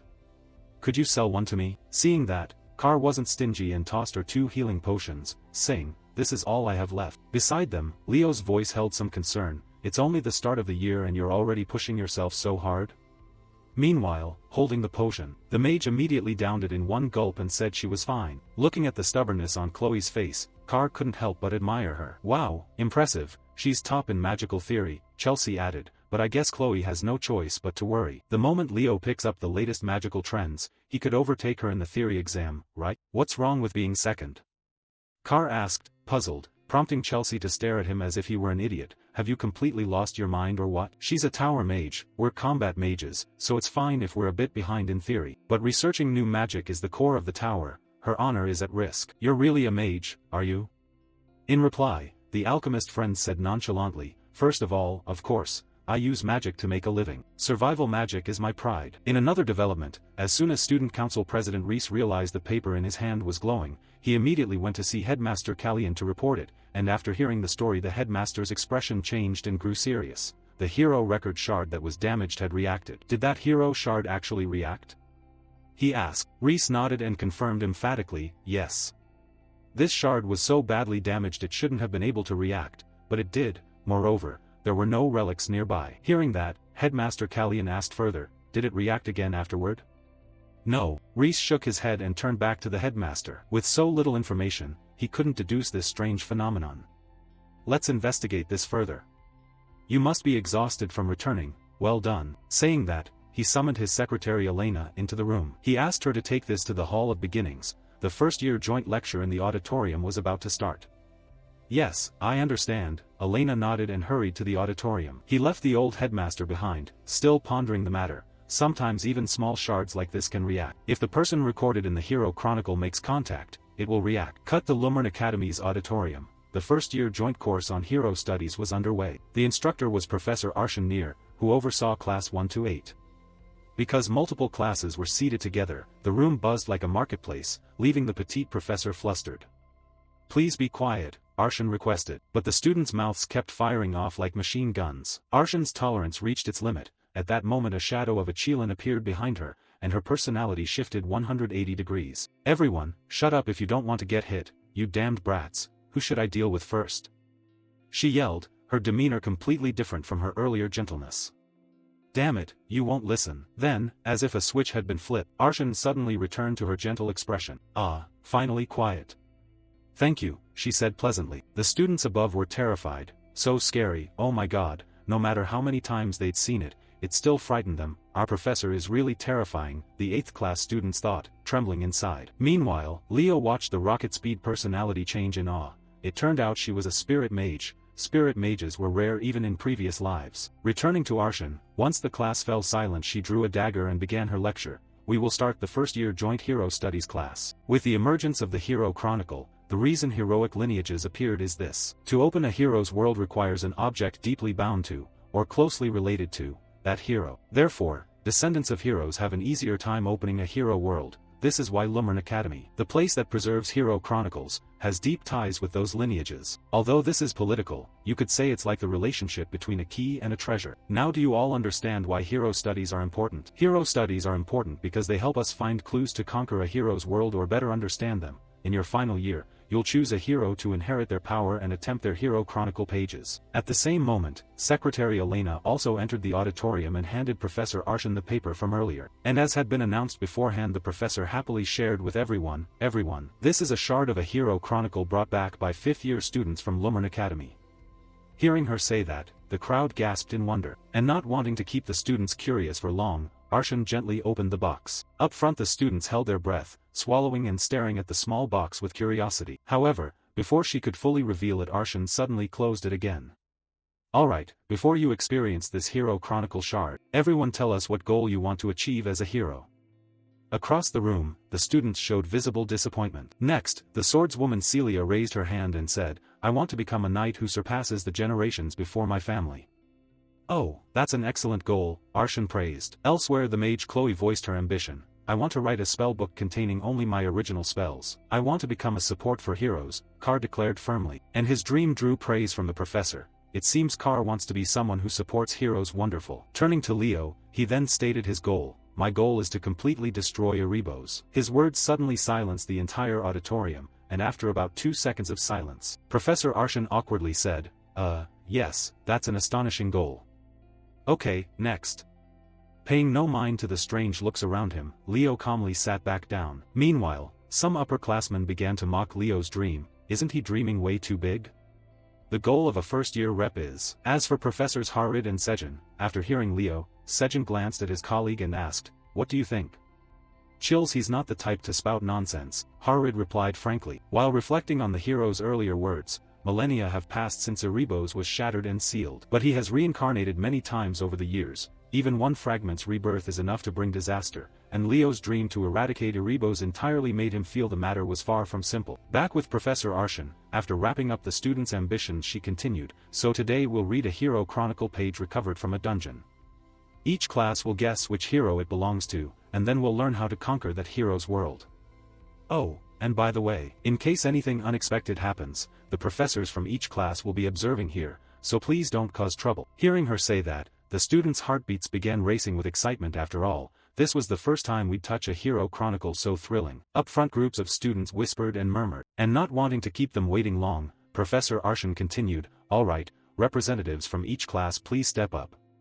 Upon hearing this, Leo and the familiar class representatives ran up onto the stage, and Arshan said, 2 Hero Chronicles were brought back this time. Of course we'll use only one for today's lesson. The other is a very small shard, but we brought it out so you could see that pieces like this also exist. As she spoke she set the 2 boxes in front of Leo. Seeing that, Leo casually picked up the small paper in front of him, but immediately after, suddenly a strange event occurred. Everyone received a notification. Hero Chronicle opened, World Unknown, Chapter Unknown.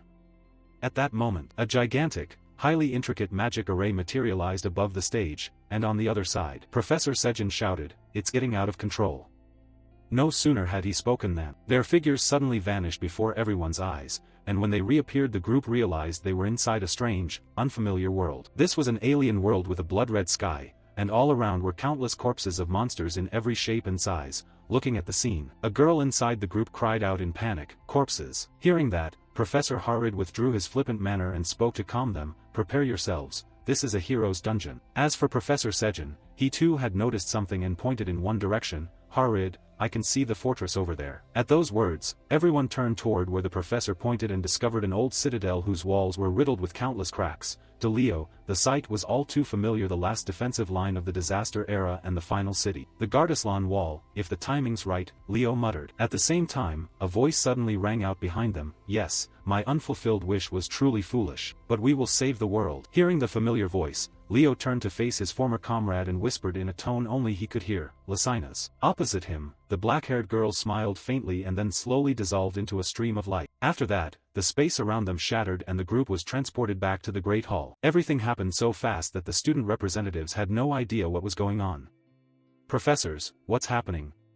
Chen Xia asked nervously. Faced with the situation, Professor Harid immediately cancelled the class, told everyone to stay calm, and ordered the lecture hall evacuated at once. Above, without further prompting from their teacher, the students fled in panic. Only Leo remained, still brooding over the paper in his hand, because by now he had recognized what that paper was. This is Kyle's page, this is my chronicle. Beside him, Professor Harid stared at him with a thoughtful look. What exactly was he thinking? Time quickly passed, scene shifts to 5th period.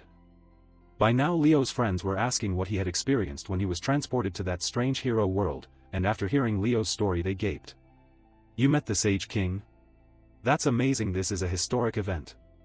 So that's the Hero Chronicle of Lacinas? Chelsea the mage said with admiring eyes. And not to mention her, even the mage Eliana was filled with regret, bitterly wishing she hadn't let Leo be class president. I should have been class president. I missed a great opportunity. Huh, really? Carr said with dripping sarcasm. As a result, the mage immediately turned and socked him. Looks like today's your funeral, she said as her fists flew like pistons, while the orange-haired boy just hunched to take the blows. At the same time, Professor Harrid coldly looked at the noisy group by the door. I came here to scold the rowdiest class, and here you are. Choose, study hall or suspension. After saying this, before the group could even react, he had already left. Back to Leo, since returning to class, he'd been lost in thought about what had just happened. Why was his hero chronicle the only one scrambled? It was in such bad shape he could barely tell whose world it belonged to. It was as if someone had deliberately tried to destroy his hero chronicle. A true hero chronicle is the inheritable source of a hero's power. If someone didn't want a new hero to be born, it could only be that bastard Erebos. But I need to investigate why my hero chronicle was fragmented first, Leo silently planned inside his head. Time passed quickly. A month later the scene shifts to the School of Magic classroom, where the handsome Professor Len pointed to a magic sigil on his back and explained, Primal Magic, in other words a unique spell. This will be your midterm practical exam. Primal Magic is a type of spell that distinctly expresses a mage's personality. In today's era, with sigil activation techniques becoming mainstream, mages no longer strive to create primal magic. However, primal magic can become a secret technique for self-preservation in emergencies. For example, the star magic that every elf learns. In fact, this is only a small copy of primal magic. Historically, only one person used the true star magic, and that was its creator, the founder Nebula Luna. Speaking of the mage Chloe, when she heard mention of star magic she cast a sidelong glance at Leo, because she remembered that in the earlier ball match Leo used that magic to get the better of himself. Nearby, sensing Chloe staring at him, Leo also glanced back to observe her, and noticed a grim-tinged magic book at her side emitting a dark aura. Catching Leo's eye, Chloe hurriedly hid the book away. It was a star grimoire, Leo wondered to himself. Before he could figure that out, Professor Len declared the class over. Everyone must be eager to discover their unique spell. Class dismissed. Hearing this, the students noisily filed out. But at that moment Leo, worried about the grimoire, grabbed Chloe's sleeve. Wait, Chloe, would you like to have lunch with me? As he spoke, he also thought that Chloe hiding the grimoire made her even more suspicious. However, perhaps because the mage was wary of him, she immediately refused. I don't have time for that. I'm definitely going to beat you in this practical exam. Elsewhere, Carr saw the tension and ran over to intervene. Hey, what's up with you two? Leo, you devil, do you dare challenge the top spot at the Frost Queen's Academy? In reply, Chloe reaffirmed her resolve. I've lost to Leo technically, but when it comes to magical theory I won't let anyone surpass me. So this time, no matter what, I will win, Chloe said, her eyes filled with determination. Seeing that, Leo smiled and asked, if I back down now, wouldn't that be disrespectful to you? Across from him, Chloe nodded in response. Seeing this, the protagonist extended his hand and promised, all right, then both of us should prepare well. As for Carr, witnessing their handshake filled him with admiration. What a natural way to shake hands. Time flew until late afternoon. Scene shifts to the Hero Tower. At this time, Leo was here searching for clues about his hero chronicle. Somewhere nearby was Loman's forbidden library. If he could get there, he might find clues about his lost chronicle. As he thought this, he calmly walked the stairs, while a few female students spotted him, blushed, and whispered, isn't he a freshman? Why is he here? So cute. Elsewhere, a voice called out to Leo, Leo Plav. I've heard a lot about you from Professor Len, nice to meet you. The voice belonged to Toru Yen, a fifth-year student in the School of Magic. In front of her, realizing this was a senior, the protagonist bowed and greeted, hello, what is a freshman doing in the Hero Tower? As she spoke, Torua even stuck out her foot to block the protagonist's path. Seeing her action, he improvised an excuse, I'm here to meet the student council president. If you join the School of Magic you'll have a chance. I'm already enrolled in the School of Magic, Leo replied calmly. On that, Torua stepped aside to let him pass. Thanks, Leo nodded, and then, before he went up, Torua reminded him, Leo, I want you to declare your major as School of Magic before this semester ends. Understood? In response, the protagonist nodded gently. Next, to go up he entered an elevator. However, after pressing the floor button, for some reason the elevator wouldn't move at all. What's going on? Why won't it work? Leo asked curiously as he kept pressing the buttons. To enlighten him, a voice answered, you need to channel mana into it, that's how it activates. Nice to meet you, Leo Plav. The voice belonged to the big guy Lee Zamua, a fifth-year student in the Knights department, so you're the freshman representative who's been causing a stir. Responding, Leo, realizing this was a senior, bowed respectfully. Up front, Lee Zamua, curious why Leo was here, asked, "What brought you to the Hero Tower?" Our protagonist answered frankly, I have a few things to discuss with the student council president." Leo's relaxed attitude made the senior laugh and stroke his chin. A freshman unafraid of me, plenty of nerve to barge into the student council president's office alone." "I wouldn't call it barging in," Leo protested, but the burly guy ignored him and suggested, "You should seriously consider joining the Knights department. What do you say?" To that offer, Leo could only force a strained smile as one person after another kept trying to recruit him to their department. "Am I tired before the main event even starts?" Leo grumbled inwardly. Scene shifts to the front of the student council president's office. Arriving there, Leo stopped, knocked on the door, and said inside, "President Reese, I'm Leo Plav. May I come in?" The warm voice of Reese replied, "Come in." With permission granted, Leo quickly opened the door and stepped inside. And the moment he was seen, the handsome young man asked directly, "What's the matter, Leo?" Answering, Leo hesitated a few seconds in thought, then stated his purpose, "I want access to the Forbidden Library." This request immediately changed the student council president's expression, and he adopted a serious tone. "Leo, I know you're not the joking type, but there are only two ways for an ordinary student to enter the Forbidden Library. The first is to conquer a hero dungeon. By tradition, conquerors return any taken book pages to the hero records themselves. As for the second way, I'll tell you once you join the student council," Reese said with a smile. It seems everyone in the student council is trying to win Leo to their side. Time passed quickly, scene shifts to the familiar training grounds. Today is the Knights department practical exam, and although it's not his department, many students from other departments have come to watch. And of course the gossip-loving Car is here too. Finally the day has come, the first practical test of the Knights department. Lots of people are coming to watch. "You can't watch a match like this without popcorn," he excitedly advertised his goods to the students gathered to watch. Watching this, the mage Chelsea could only sigh. It seems Car is really passionate about his business.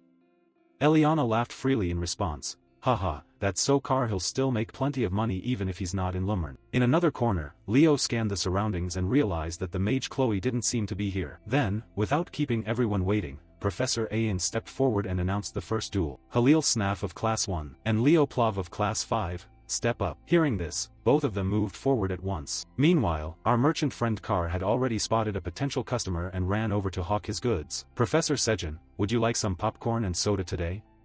he cheerfully offered, holding the snacks forward. However, in response to his sales pitch, the teacher sneered derisively, "You think I'd buy that? Ask Harlan." Seeing this, Car didn't give up. Instead, he turned to look at his friend Celia. Beside him, Celia nodded in understanding, and as if they'd rehearsed this many times before, Celia put on an adorable, kitten-like face and looked at the professor with expectant eyes. "Professor, could you buy us some popcorn? It really looks delicious." Not only that, Car began loudly calling out Sejin's name, prompting the crowd to start cheering. No other choice. Since the students were asking, to save face, whether he wanted to or not, Sejin had to agree. "Give one to each of them," he said calmly. While our merchant friend was thrilled because he'd just made another batch of sales. Back at the arena, Leo smiled at his opponent and said, "Congratulations, good luck to you, first combatant." Opposite him, answering Leo's friendly face, was a very sly expression. This boy was Halils of the Knights department and a heroic descendant of the Snaff line. "If you don't care about me, you'll regret it," Halil said, licking his lips. Additional info from Car. Basic Lumern info: passing the Knights department midterm practical requires winning 5 bouts in duel matches. High up in the stands, many students began watching Leo, curious about his true strength. "I wonder what skills the Class 5 freshman has," a girl asked, and the boy next to her, having caught wind of rumors, replied, "Because Leo is specializing in 3 subjects, there's bound to be a gap compared to those focusing on a single discipline." Don't forget Halil's ranked 3rd in Class 1, right after Celia and Duran. As for Halil's, he didn't care much for the protagonist because he thought Leo was arrogant and always lurking around Celia. Unaware of the thoughts of these two students, Professor Ayan began to announce the rules. The person who renders their opponent unable to fight will win. Treat this as a real duel. No sooner had he finished than Leo's expression changed as he began to sense an evil energy emanating from a building not far away. Cut to the location of the mage Chloe.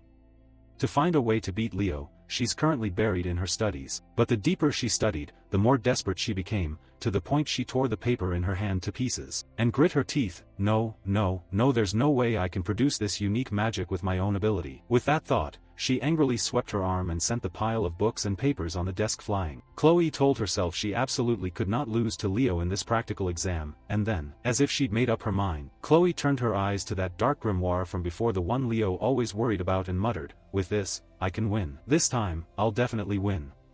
As she said this, her expression shifted slightly, becoming unlike her usual self. Back at the training grounds, because he sensed that dark energy, Leo stood frozen, watching toward that building. Seeing Leo standing there dazed even after the signal had sounded, Halils couldn't miss this golden opportunity. He gripped his spear and dashed forward at lightning speed. "Too careless, got you now." As he spoke, Halils thrust the spear straight at Leo's handsome face, but with his combat experience Leo tilted his head to dodge. Yet Halils' attack didn't end there. He used a skill called Snake Spear, causing the spearhead to twist and writhe into a shape like a serpent's head, and lunge toward the protagonist's throat at blistering speed.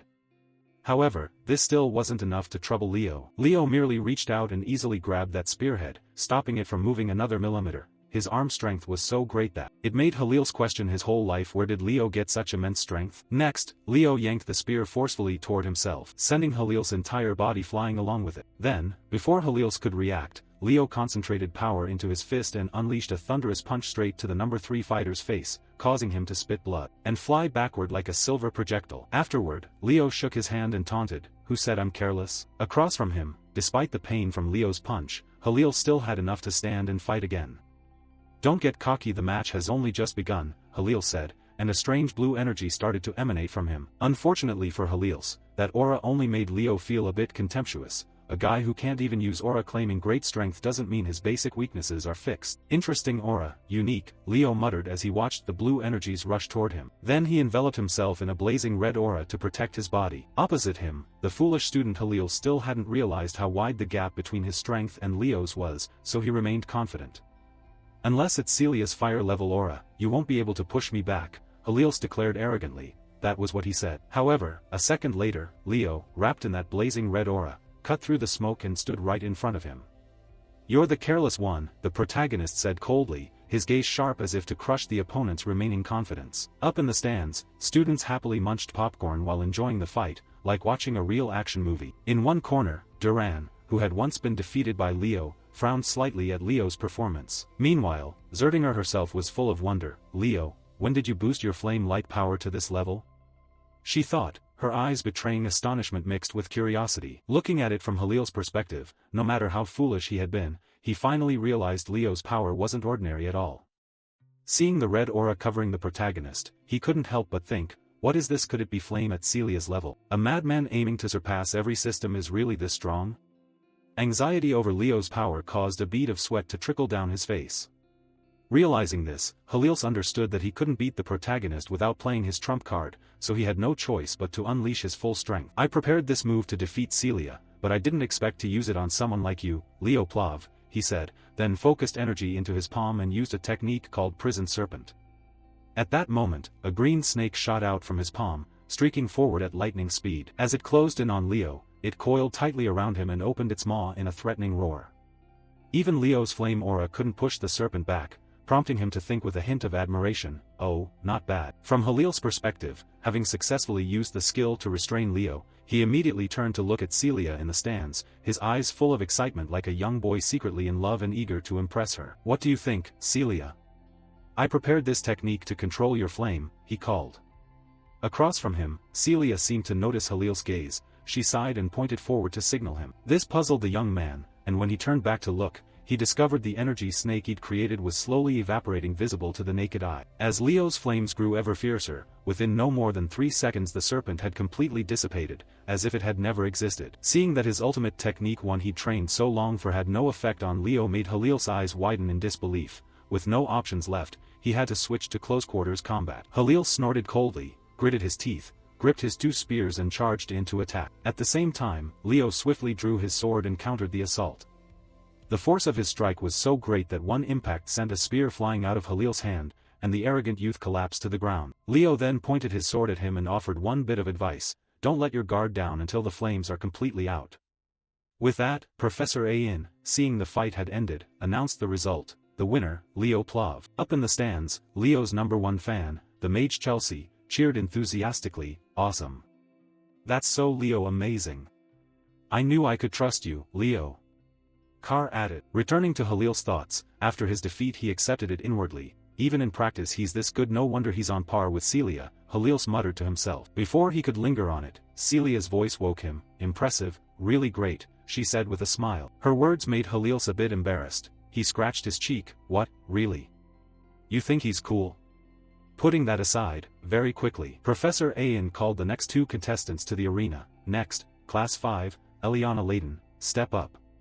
Hearing her name, the red-haired mage eagerly stepped forward. Alright, who's my opponent? Hearing this, Professor Ayan turned to another side and continued. Class 10, Chen Xia, step forward. Upon hearing her opponent's name, Eliana's eyes went blank. What? Why do I have to fight one of the top 3 of the cohort? She asked incredulously, though no one answered. Across from her, after summoning, Chen Xia stepped up, clasped her hands and said to her opponent, please go easy on me. Eliana clasped her own hands in return and replied, yeah, you too. Seeing both students ready, Professor Ayan nodded and declared, begin the match.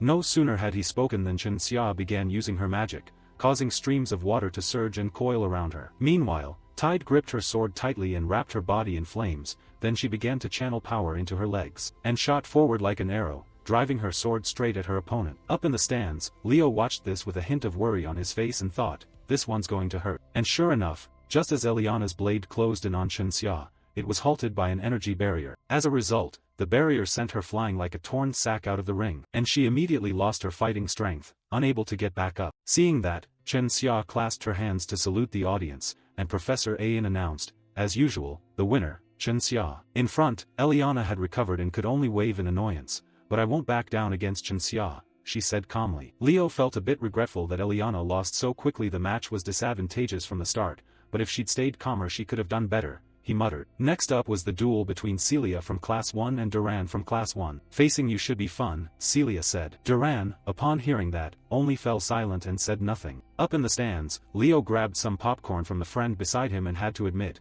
this match looks interesting. Cut to the arena. Now both Celia and Duran drew their weapons and shrouded themselves in powerful auras, drawing everyone's attention. Let's see who the strongest knight of Class 1 is, Celia said excitedly. Then without further ado both launched powerful, lightning-fast sword strikes, the air ringing with sharp clashes of metal. The wind pressure they generated was strong enough to reach the stands. Wow, is this the skill of top students?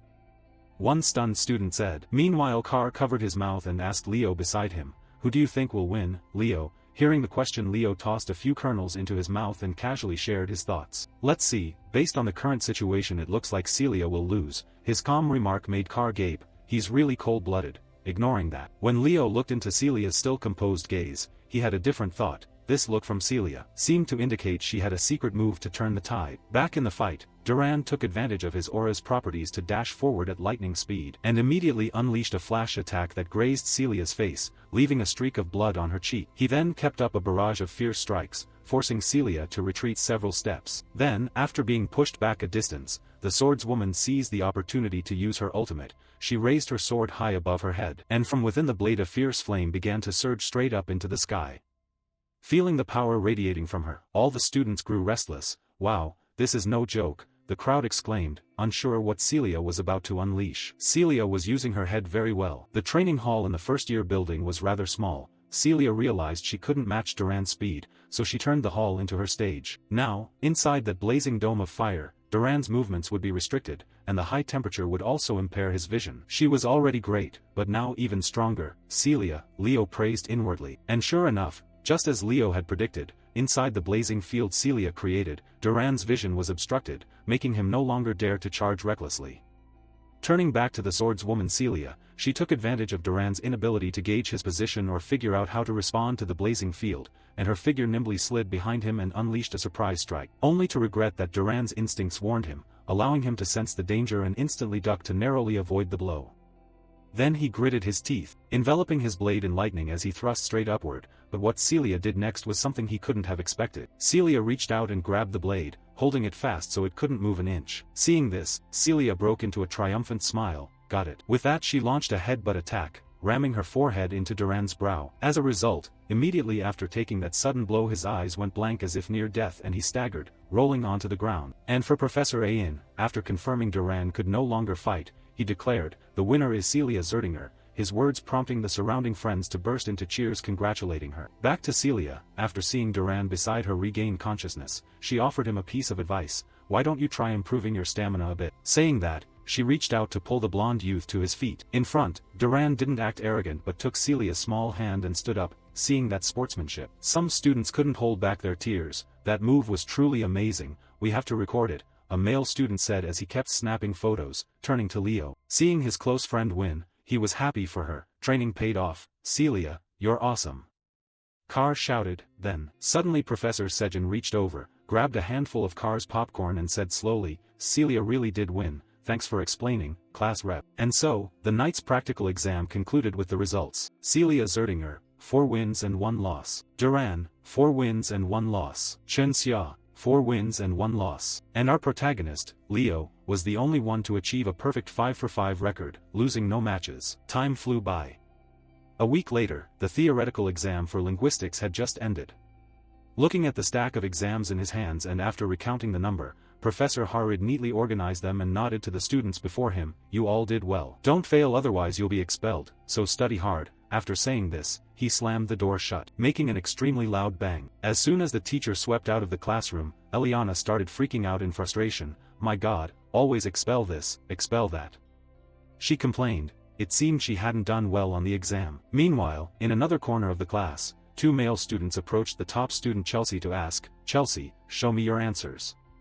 "Heh, who should I show first?" she said arrogantly, making the 2 sycophants' eyes go wide. "Show me first," the 2 begged. Cut to another corner of the classroom, where our protagonist Leo was sprawled over a desk like a lazy cat. Suddenly pink-haired Nella turned down and asked, "How was the exam, class rep?" Hearing someone call him, Leo lifted his head and scratched his head, replying, "I don't think it was too bad." His answer made Nella laugh with delight. "Heh, the class rep always looks like he has everything under control, and yet you can pull a face like that?" In response, Leo's face went blank like he hadn't fully woken up. "Did I really do that?" Across from him, seeing that expression made Nella laugh even more, to the point she offered Leo a free healing session. "If anything hurts, just tell me and I'll heal it with my magic." At the same time, out of nowhere merchant friend Carr crawled out of some corner and came over complaining, "Oh, Nella, my shoulders and back are so stiff, help me." Before Nella could answer, Mage Chelsea started punching his back like a machine, making the orange-haired guy hurt so much he spat out water. "Now it doesn't hurt anymore, right?"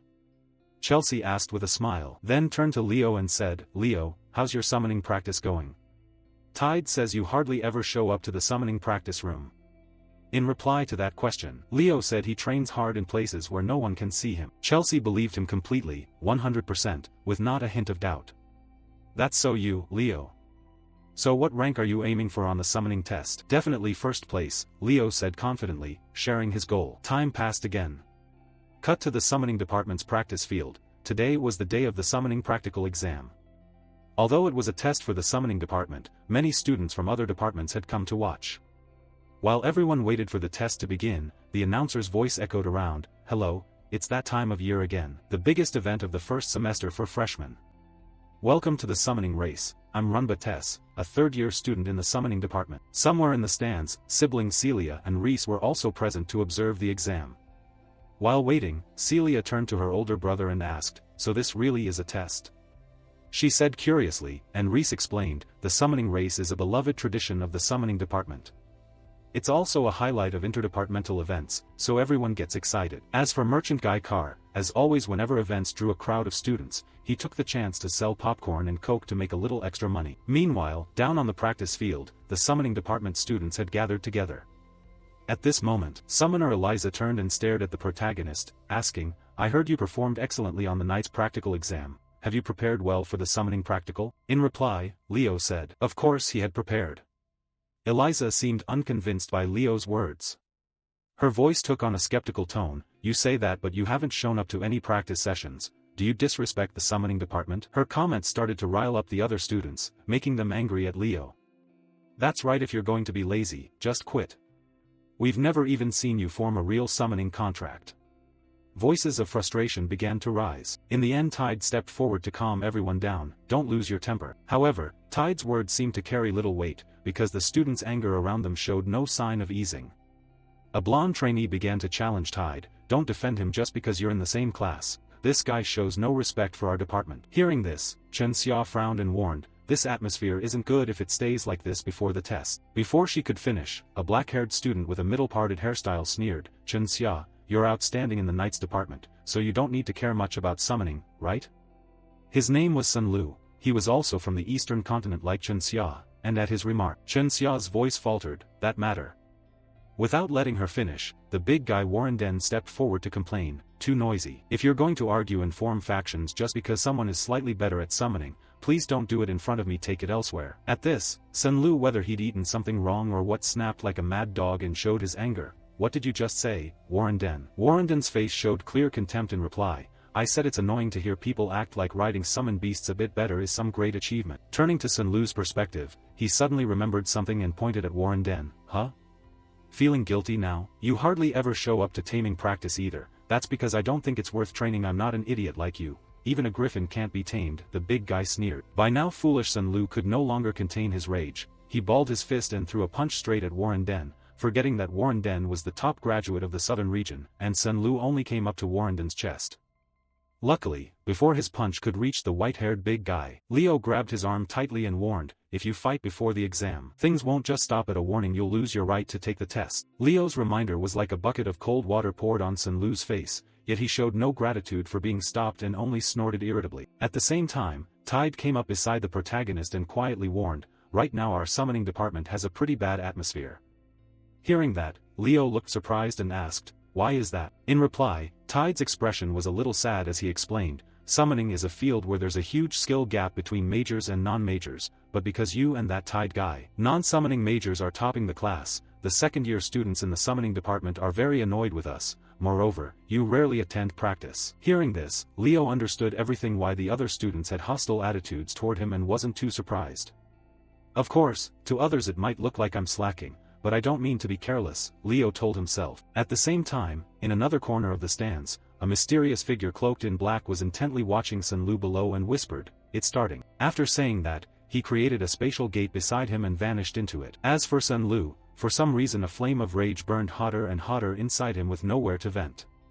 We'll see, you arrogant brat, I'll crush you, he told himself inwardly, eyes blazing red as if unwell. Time flew by, and as the exam time drew near, the announcer Runba's voice rang out once more, before we begin, I'll explain the rules of the event. First-year students of the summoning department may only use summoning magic in the test, even dual-degree students are prohibited from using ether fields or other magic. When the event starts, tame the griffin right in front of you, and cross the summoning island. Then return by circling around the silent lake. Who will be the star of the summoning department's midterm practical? We'll find out soon. As his voice echoed, all the first-year summoning students stood at the starting line with anxious faces staring ahead. And so they wouldn't get any tenser, Professor Yura called out loudly, rookies, don't be nervous, just do it like you practiced. Anyone who can't handle the pressure can stay after class. Hearing her words only made the students in the class more nervous. They told themselves not to be tense, but their bodies kept trembling. Ignoring their condition, Yura announced, the contest begins. Immediately after, some in the class who seemed to have planned in advance turned to each other and nodded in understanding. Then, while several other students in the class ran quickly toward the griffins, Sun Lu's hounds began to cast spells, aimed straight at the positions of Leo and Warren Den. This made announcer Runba gasp, oh, what's this? It's like they planned it beforehand. They're all targeting class rep Leo Plav and Southern top graduate Warren Den. Elsewhere, Tide, riding his griffin, saw Leo being targeted and worriedly wanted to rush over to help. However, Leo immediately stopped him, don't worry about me, keep going, this is an exam. Hearing this, Tide only managed to apologize and quickly urged his griffin to fly on. Up in the stands, spectators seeing Sun Lu's hounds cheat began to shout and curse, if they had rotten eggs they'd toss them down too. Disgusting, those summoning department people quit and play fair. As for Leo, being sabotaged like that left him a bit chafed inside. I knew they hated me, but I didn't expect them to unite to block me like this. On the other hand, Runba, being a summoning student himself, had to speak up for his juniors. Though the jeers from class 5 are loud, that's their tactic. Oh, just as I say that, Warren Den immediately dispels the attack on him. Turning to Warren Den, he had steadied his griffin beneath him and asked Leo, are you okay? Do you need my help? Leo waved him off, no, I can handle it myself. Seeing that, Warren Den didn't waste time and immediately guided his griffin skyward like an arrow. Meanwhile, Leo remained stuck amid the cluster of spells around him, making Chelsea in the stands worry non-stop. In another corner of the arena, Professor Yura witnessed this and couldn't hide the concern in her eyes. the rift among the freshmen runs deeper than I thought. Are they openly teaming up against Leo? Leo's main specialty isn't spirits but summoning. This test will be tough for that kid. That was what the summoning department professor thought. However, all of her thoughts had to change completely when she saw what happened next. At that moment, our protagonist Leo murmured some incantations. Spirits, please unshackle me and open the path ahead. Grant me the great mercy of nature. Spirits, please unshackle me and open the path ahead. As the chant rang out, two streams of light suddenly appeared before Leo. From within them two tiny spirits emerged, one red, one green. From their appearance, they seemed to represent the fire and wind attributes. For Professor Yura, hearing Leo's words left her dumbfounded because she understood what they meant. Spirit tongue? And he speaks it fluently? But, how? She wondered inwardly. At the same time, Leo looked back at her with a somewhat teasing expression. Seeing that, all of Yura's worries immediately melted away. She sighed and told herself, I guess I need to relearn summoning. Time passed quickly, cutting to the other students. They were now riding griffins across a vast meadow. While flying, a dumb guy from Sunlu's group laughed loudly. Serves him right. Representative of the freshmen and the top student in the south? He can't even get started. He's definitely going to finish last. Beside him, Sunlu nodded and added, how does it feel, Eliza? Pretty satisfying, right? In response to their words, the white-haired Eliza suddenly spurred her griffin, flying alongside him and giving him a disdainful look. I don't like this. I can beat Leo Plav, Warren Den, or anyone else without stooping to this. Her remark surprised Sunlu for a moment. Then, to make him understand, Eliza bluntly stated the issue. What do you think others will think of the summoning class after this? To that, Sunlu showed no remorse or worry at all. He even laughed loudly, who cares? Those people will be the ones embarrassed. Seeing that, Eliza realized this guy was hopeless. So she only warned him, next time, think before you act. After saying that, she jerked the reins hard and sent her griffin charging forward, leaving Sunlu behind, grinding his teeth in anger. He cursed her silently in his mind. This arrogant brat acts proud just because she has a powerful family backing her. But anyway, I'll definitely get second place. Apart from Eliza, I'm the best at handling flying beasts. This time I'll get the best rank. He fantasized to himself. However, before that illusion could last more than a few seconds, a girl's shout came from behind, Sunlu. Look behind you. Hearing the call, Sunlu turned his head and saw that Chen Xia was standing on her griffin's back. Her riding posture looked like surfing. Her face looked like she was out for fun, not taking a test at all. What is that pose? Someone said awkwardly. All of Sunlu's earlier confidence vanished like smoke at the sight. She doesn't even need to use spirit power to buff the beast. This speed is impossible.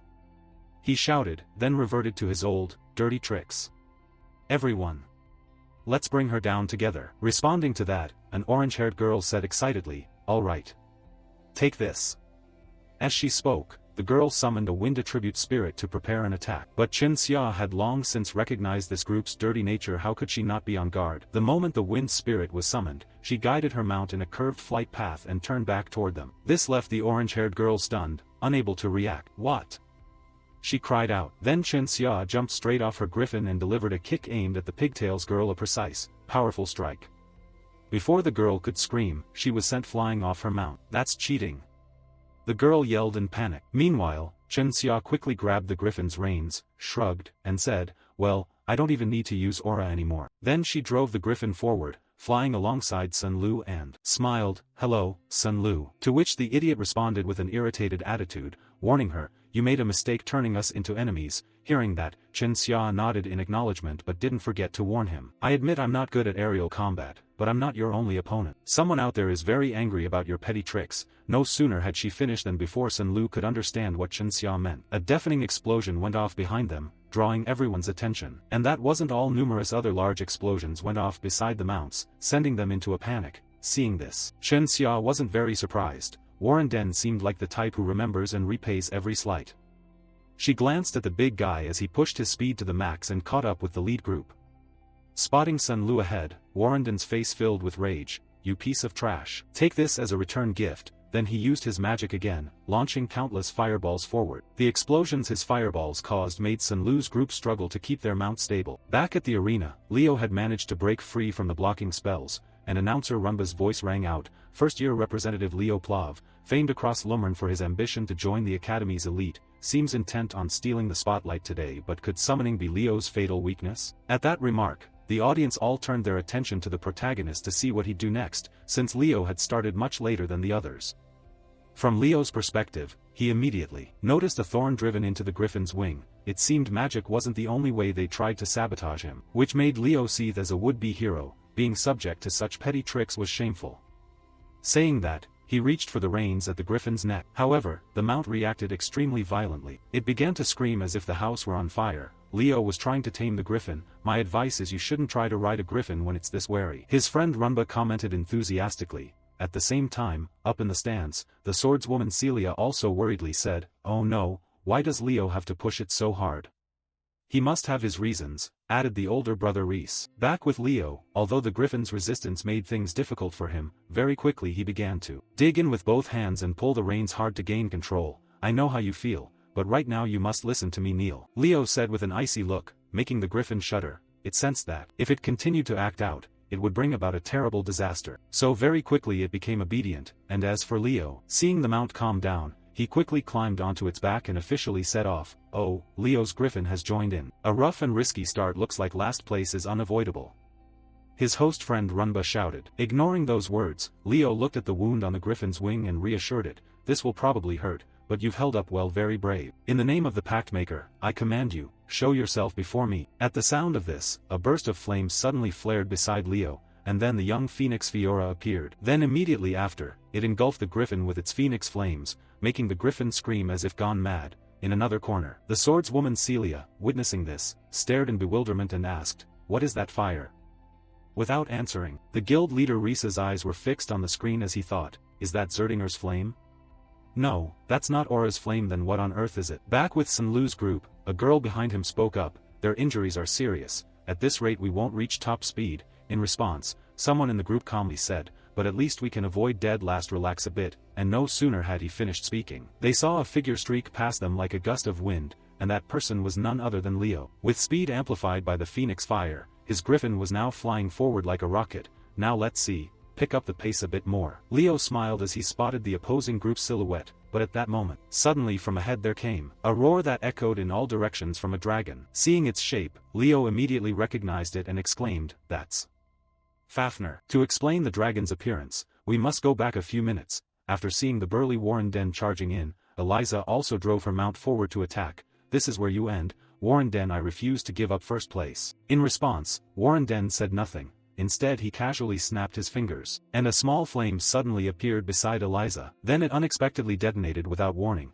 Luckily Eliza's mount handling was excellent, so she managed to keep her griffin steady and escape. However, the surprise attack put Eliza on high alert. A burst attack using Fire Spirit and Wind Spirit. This move isn't just a display of spiritual control. I've never heard that he studied magic, Warren Den. But no matter how powerful the attack is, it's meaningless if it doesn't hit. As she spoke, she guided her mount in a zigzag pattern, avoiding all the explosions Warren Den created. Seeing this, the burly guy realized his burst attacks weren't very effective, so he switched to a different method of attack. "Let's see if you can dodge this." With that, he used ice magic to form sharp ice projectiles in the air. Then he combined them with wind magic and fired the ice shards like a rainstorm straight at Eliza. This was an extremely wide area attack, leaving the white-haired woman no time to evade. Then, for some unknown reason, her griffin suddenly opened its beak and spewed a column of searing flame, shooting directly at the incoming ice columns and shattering them mid-flight, which prompted the host Runba to excitedly comment, "What an amazing clash." Warren Den used 3 spirits for the attack, and Eliza countered by empowering her summoned mount. At that moment, Chun Xia took advantage of the opening to surge ahead. "Hee, well then, thanks," the black-haired girl said cheerfully. But there was no way Eliza would let her pass so easily. "I won't allow that to happen, Chun Xia."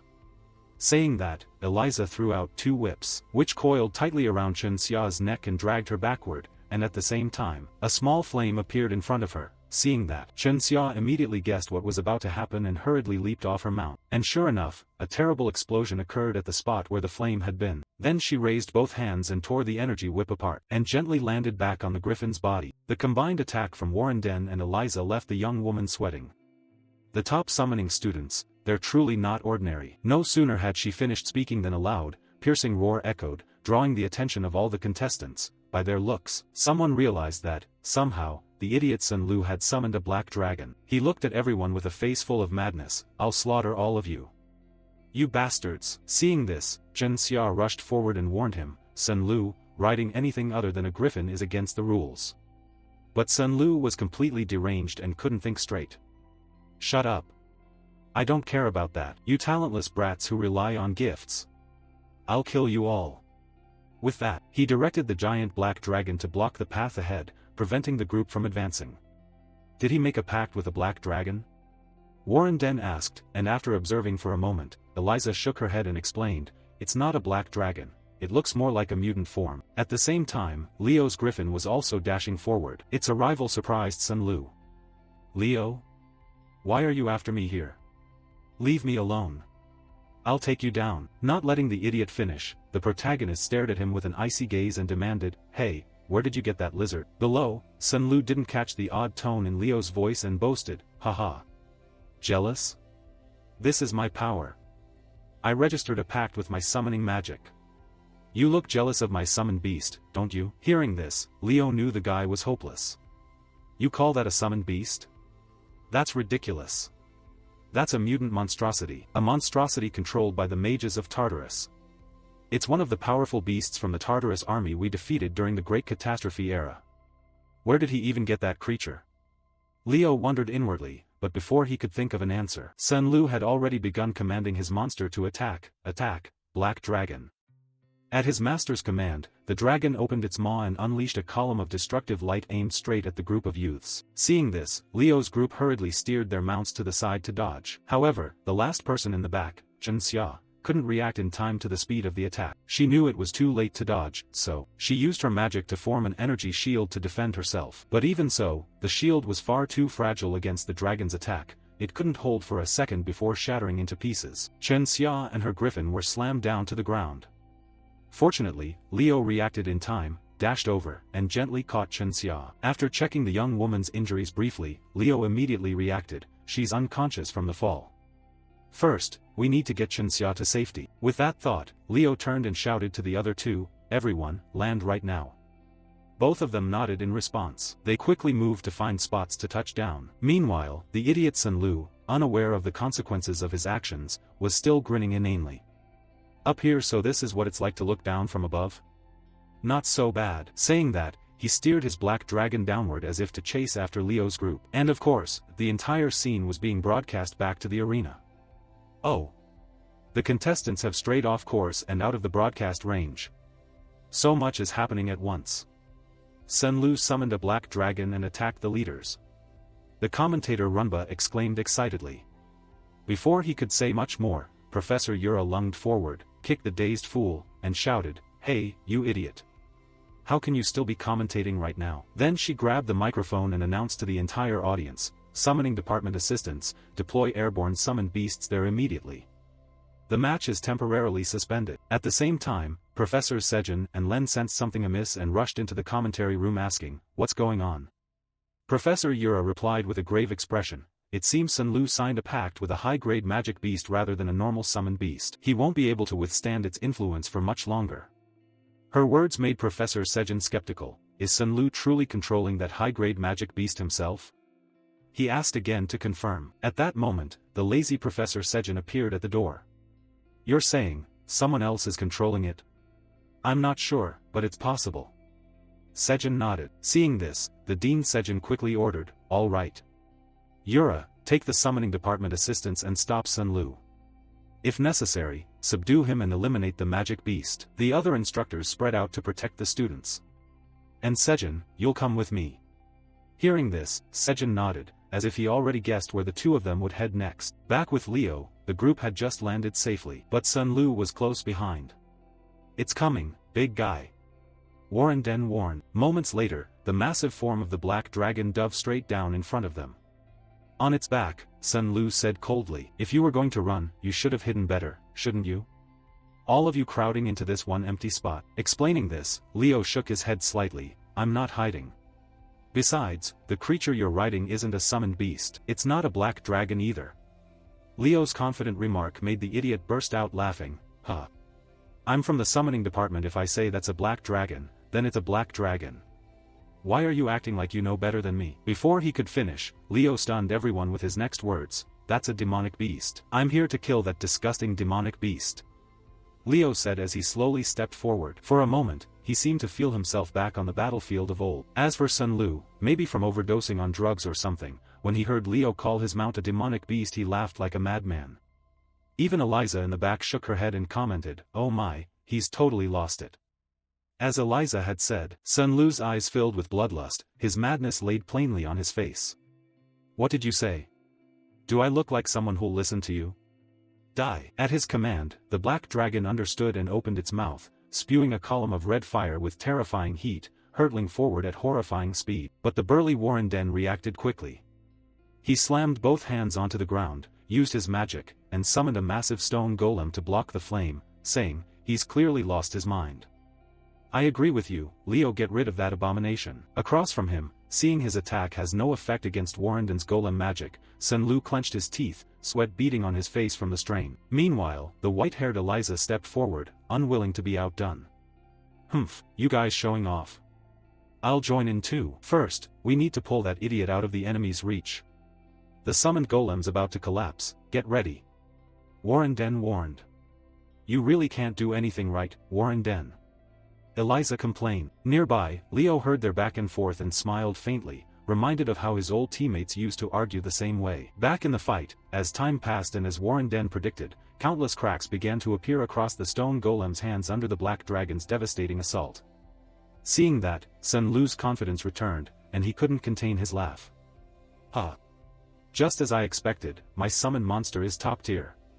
Where did you run off to, you rats?" As soon as he finished, the golem was blasted to pieces, and the foolish Sun Lu scanned the area for his next prey. But before he could find them, Eliza took the initiative to attack.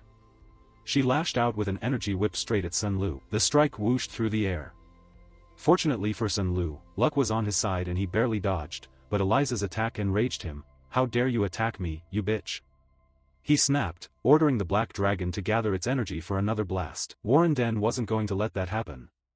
Before the black dragon finished gathering its energy, he snapped his fingers, summoned a flame right above the dragon's head, and made it explode instantly. "Now!"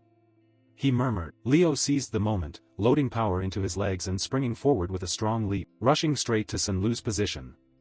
The coordinated assault from the three of them was so well-timed that the idiot barely had time to react before the protagonist appeared right in front of him. Then Leo didn't hold back and delivered a glancing kick to his face. But after that, Sun Lu's body began to tremble uncontrollably and contort in a strange way, as if possessed. He then looked at Leo with a crazed gaze, his voice becoming somewhat strange. "Nice work pulling the kid away from the enemies, but this is where it ends, you punks." At this moment, it seemed Sun Lu was being controlled by someone. Below, Eliza stared in disbelief as the black dragon shot into the sky with Leo and Sun Lu aboard. "Wait, why is he going up alone, Leo?" Her voice brimmed with worry. Cut to the dragon's back, Sun Lu curled a lip and taunted, "Scared, young hero candidate?" Opposite him, Leo showed no hint of the worry Sun Lu claimed. Instead, he took the chance to probe for information. "You're a Tartarus beast mage. Where's your real body? It can't be far away." Leo's words flashed a look of surprise across Sun Lu's eyes, but he quickly masked it. "You can see my true identity? Interesting, very interesting. To stay calm in this situation, you truly have the makings of a perfect hero. If so, you'll die here," he said coldly. At the same time, he swung his arm, generating a massive wave of energy that struck Leo, catching him off guard and unable to defend himself. Leo was blasted off the black dragon's back while they were still hundreds of meters in the air. A normal person would have been smashed to bits falling from that height. Too bad for them, this is our protagonist. No matter the situation, he always finds a way. "Fiora. Time for you to shine." Leo called cheerfully to the little phoenix, which was flapping desperately to stay aloft. "I'm a jack of all trades, but I've never reached the peak in any single discipline. Aaron and Dueno are more proficient with aura. Magic is best with Luna, and summoners like Lacinas excel at summoning, so what I chose was to fuse abilities aura and magic." From Leo's palms, countless strands of golden energy shot toward the little phoenix to boost its power. Within the blaze, Fiora's body slowly grew until she became a giant phoenix. Because of that, she had enough strength to seize Leo with her talons. "Now you look more like a phoenix, huh?" Leo smiled. Not far off, the black dragon sensed the phoenix's presence and howled in furious rage. It reacted to the phoenix's energy, the polar opposite of the beast's own. Above, the Tartarus mage noticed this too. Seeing the phoenix, he grew wary of Leo and asked, "Phoenix Pact Holder, what are you really? Tell me where you captured that Fafnir and I'll talk." Leo answered calmly, but Leo's words only deepened the Tartarus mage's murderous intent. "You even know about the beasts of the catastrophe era? You can't be allowed to live." He snarled, tugging hard on the reins to make the black dragon gather energy in its maw. Seeing that, Leo concentrated a flame at his sword's tip to prepare a counter. "Fiora, it's coming." Zerdinger's secret sword technique, Phoenix Breath, secret stroke, focal point. In the next instant, both of them unleashed their skills at each other simultaneously. The two colossal energies collided with a deafening explosion. This became a test of endurance. Yet it seemed Leo was at a disadvantage, sweat pouring from his face from the heavy energy drain. Seeing this, the Tartarus mage declared confidently, "It's over." But then, for some reason, he suddenly shouted in panic, "Someone!" Because of this disturbance, the black dragon's attack faltered. Seeing that, Leo guessed to himself, is his true body being attacked? His spirit power is weakening. I have to take advantage of this. With that thought, Leo let out a shout and unleashed all his energy straight forward, forming a massive column of fire that shot directly into the black dragon's body. Then its body began to emit countless rays of golden light and, ultimately detonated like a bomb in the sky. Whether Sun Lu, who had been riding on its back, survived was anyone's guess. "Nice job, Fiora. Now let's head back," Leo said with a smile. However, things never went entirely according to his plan. Suddenly, Fiora reverted to a newly hatched state, leaving Leo dumbfounded. The two of them then plummeted straight down. Elsewhere, the Tartarus mage, who had been focusing on controlling Sun Lu's body, suddenly was struck by a pillar of light descending from the sky, subjecting his body to tremendous pressure. "Ahem. Who are you?" he growled. The one who had intervened was Professor Sejin, who had just arrived. "This one's for you, Tartarus beast mage," the lazy Professor Harid said coldly. As if recognizing them both, the mage replied, "Heh heh, so it's the two pillars of Lumern?" Before he could finish, Professor Harid clenched his hand, increasing the pressure from above even more. The mage's bones seemed to scream, wanting an early retirement. Then, to everyone's eyes, a dark spatial gate suddenly appeared above the ground. At the same time, from behind the mage crawled a smoke containing countless fangs and eyes. "A pity, but we'll have to meet again," it said. After saying that, the fang-filled monster used its chin to crush the body it had been controlling into pieces, then slipped into the portal to escape. Seeing this, Professor Sejin stopped his magic and shook his head regretfully. "Seems like he got away." "Looks like they've started stirring again," Harid said. Sejin nodded, "That's right. Lumern isn't safe anymore." Back with Leo, he was still free-falling through the air, preparing to land. At that fall speed, even Leo couldn't be sure he'd survive. So he urged the little phoenix Fiora to return to the summoned beast realm. Hearing him, Fiora stretched her tiny wings as if trying to hold on to Leo. But before master and creature could get sentimental, Leo's body suddenly stopped midair. His coat had been caught by a huge mouth. At the same time Professor Yura's voice rang out, "Huh, you okay, Leo? Thank goodness we didn't arrive too late." Hearing this, the seniors were astonished and asked, "What is that? I've never heard of such a thing. Explain it." Leo didn't answer directly but posed a question instead. "You all know that basic spells have an elemental attribute, right?" Senior Shin replied, "Of course, it's a prerequisite for any spell." At that, Leo couldn't help but smile and shared, "My advanced magic system will streamline the entire incantation process." Across from him, even the idiot understood what Leo meant, but hearing it, they found it hard to believe and began murmuring, while the green-haired guy assumed Leo had gone mad and said, "The kid's delusional, right?" Beside him, Shin asked again, "Just to be clear, you mean you're going to create a completely new incantation system?" "That's right," Leo nodded in confirmation, unaware that Professor Len was looking at him with a flushed, excited face. His voice quickened as he told himself, "All right, this kid absolutely has to become a mage." As for Fidman, who bluntly said, he still doesn't believe what Leo is saying, he shook his head in derision, disappointed. "Leo, we're not here to listen to fantasies." Before he could finish, Professor Len excitedly cut in, "I want to see it. Write that spell down." Hearing that, the sharp-tongued Fidman also urged, "Yes, let us see it." Back to Leo so everyone could see, he quickly grabbed a piece of chalk and wrote something on the board. While he wrote, Senior Rilda remarked, "Kid, only one mage in history ever used a totally different incantation system as their advanced technique." In response, the chalk in Leo's hand paused slightly as he said, "Yes, that was Luna, the poet of the stars. At the back, Rilda was a bit annoyed that Leo knew this yet still spoke as he did, while Shin cast an appraising glance and asked, "You intend to stand alongside her? You really think you can match the poet of the stars?" "Of course not, I can't compare myself to Luna," Leo replied softly, and Shin reiterated, "With Archmage Luna, kids these days are so disrespectful." Her remark reminded Leo of his friend's true status, and he answered, "Yes, Archmage Luna is a legendary mage, but you don't have to be a genius like her to create an incantation system." Having said that, Leo finished his writing and turned to look at everyone, gazing at the formula he had written on the board. The seniors' eyes widened like saucers as they quickly realized the formula was fully feasible. The kid wasn't lying based on this magical structure, he could cast any spell without being limited by elemental attributes. They spoke in utter astonishment, while Mage Chelsea stared in disbelief. "Unbelievable. I can't even parse its structure." Responding, Merchant Carl in the back smiled and shared, "I've given up a long time ago." In another corner, Chloe's expression shifted slightly as she looked at Leo's formula. Back with the seniors, they had completely dropped their dismissive air and become dead serious. Fidman spoke, "Leo Plav, why did you create this magic system?" Leo replied frankly, "Because I want the freedom to use any kind of magic that exists." His answer thrilled Fidman inwardly. He thought, "This kid's crazy. Now I see why this year's students are so unusual."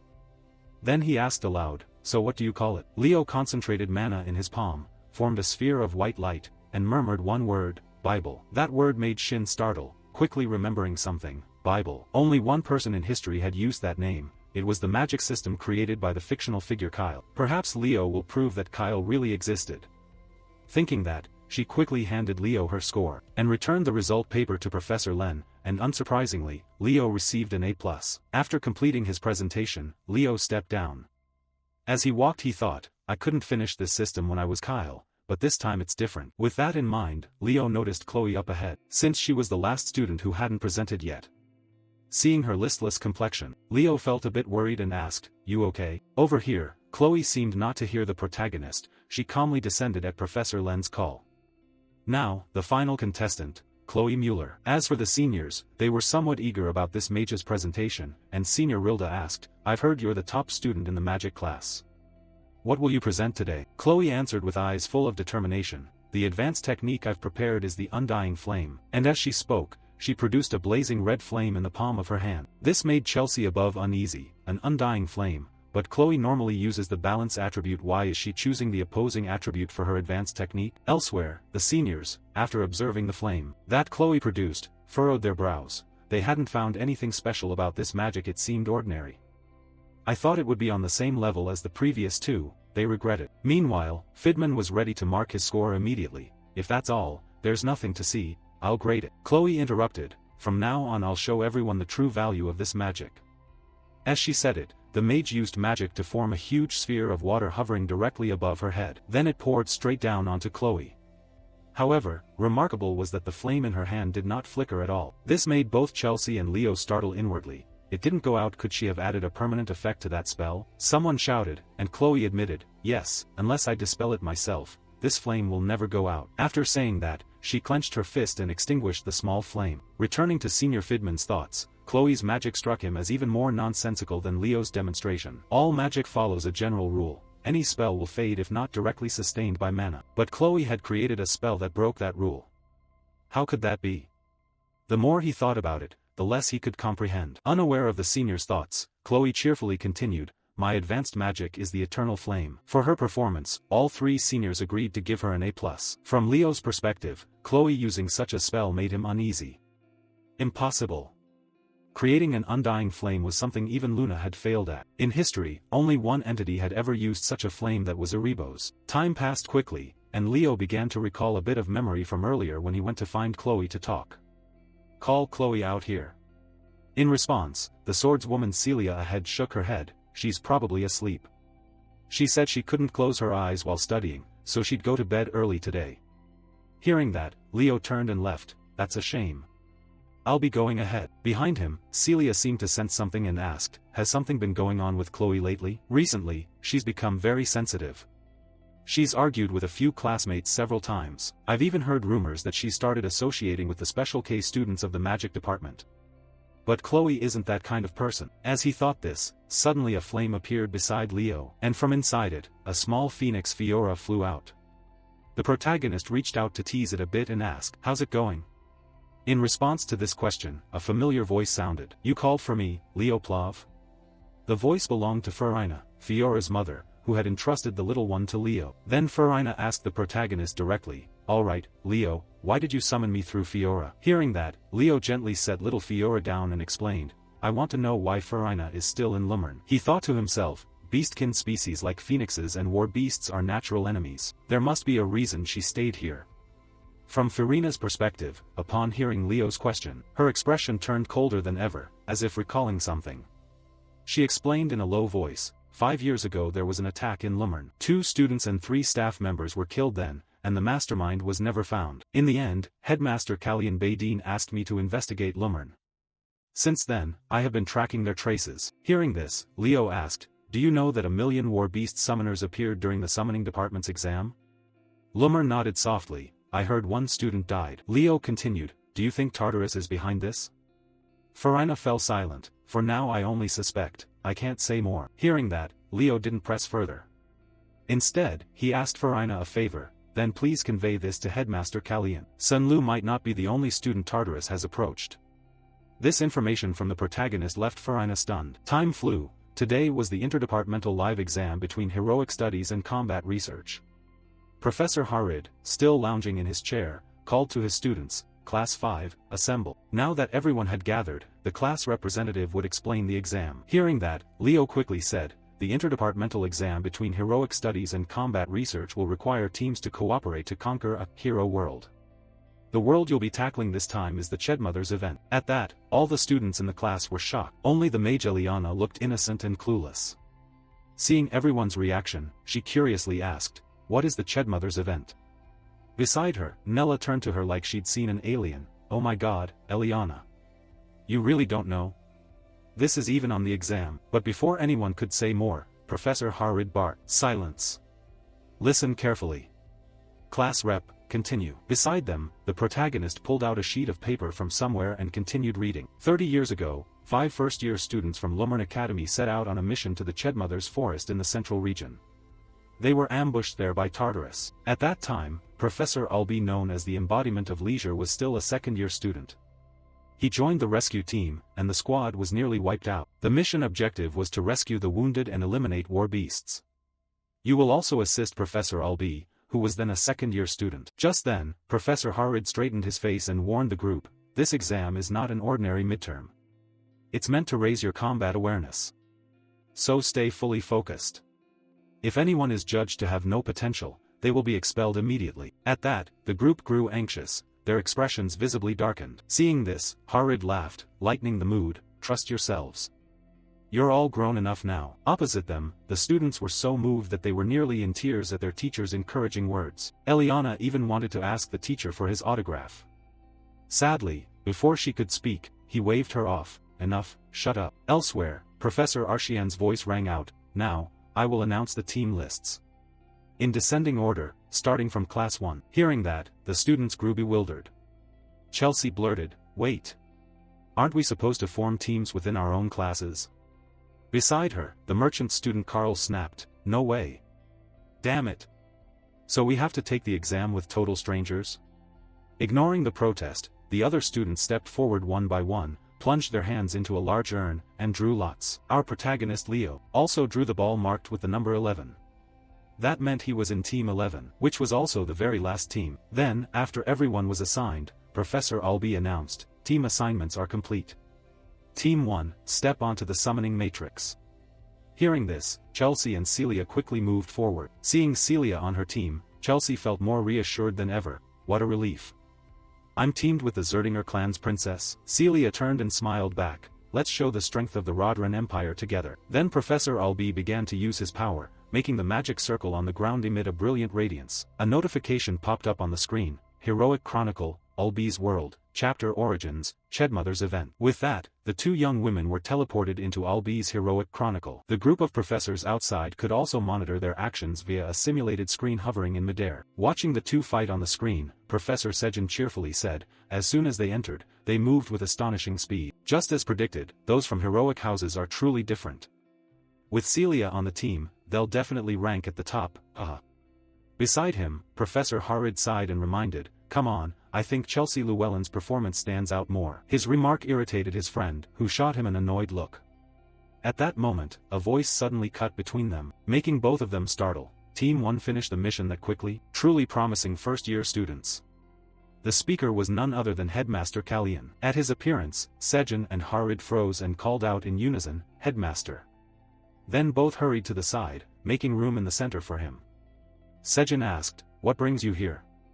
Headmaster Kalyan replied cheerfully, I'm here to see how much the first years have grown. He paused, then turned to Professor Albi and said, Professor Albi, I apologize for stirring painful memories every year. Albi turned, his face icy, I vowed never to forget that incident.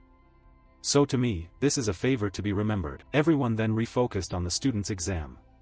On the screen, Celia and Chelsea had just defeated an orc. When it fell, they received a notification, Team 1 has completed the mission. Outside, everyone applauded, while Headmaster Kalyan nodded and observed, just as expected, it's the Zerdinger house and Chelsea extremely skilled. Though they bicker, in the end they're from the same empire. Next, Team 3 also finished easily, because their group included the two strongest members, Abad and Duran. Seeing that, the headmaster's face even flushed a little. They led with their two strongest members while the rest provided support behind.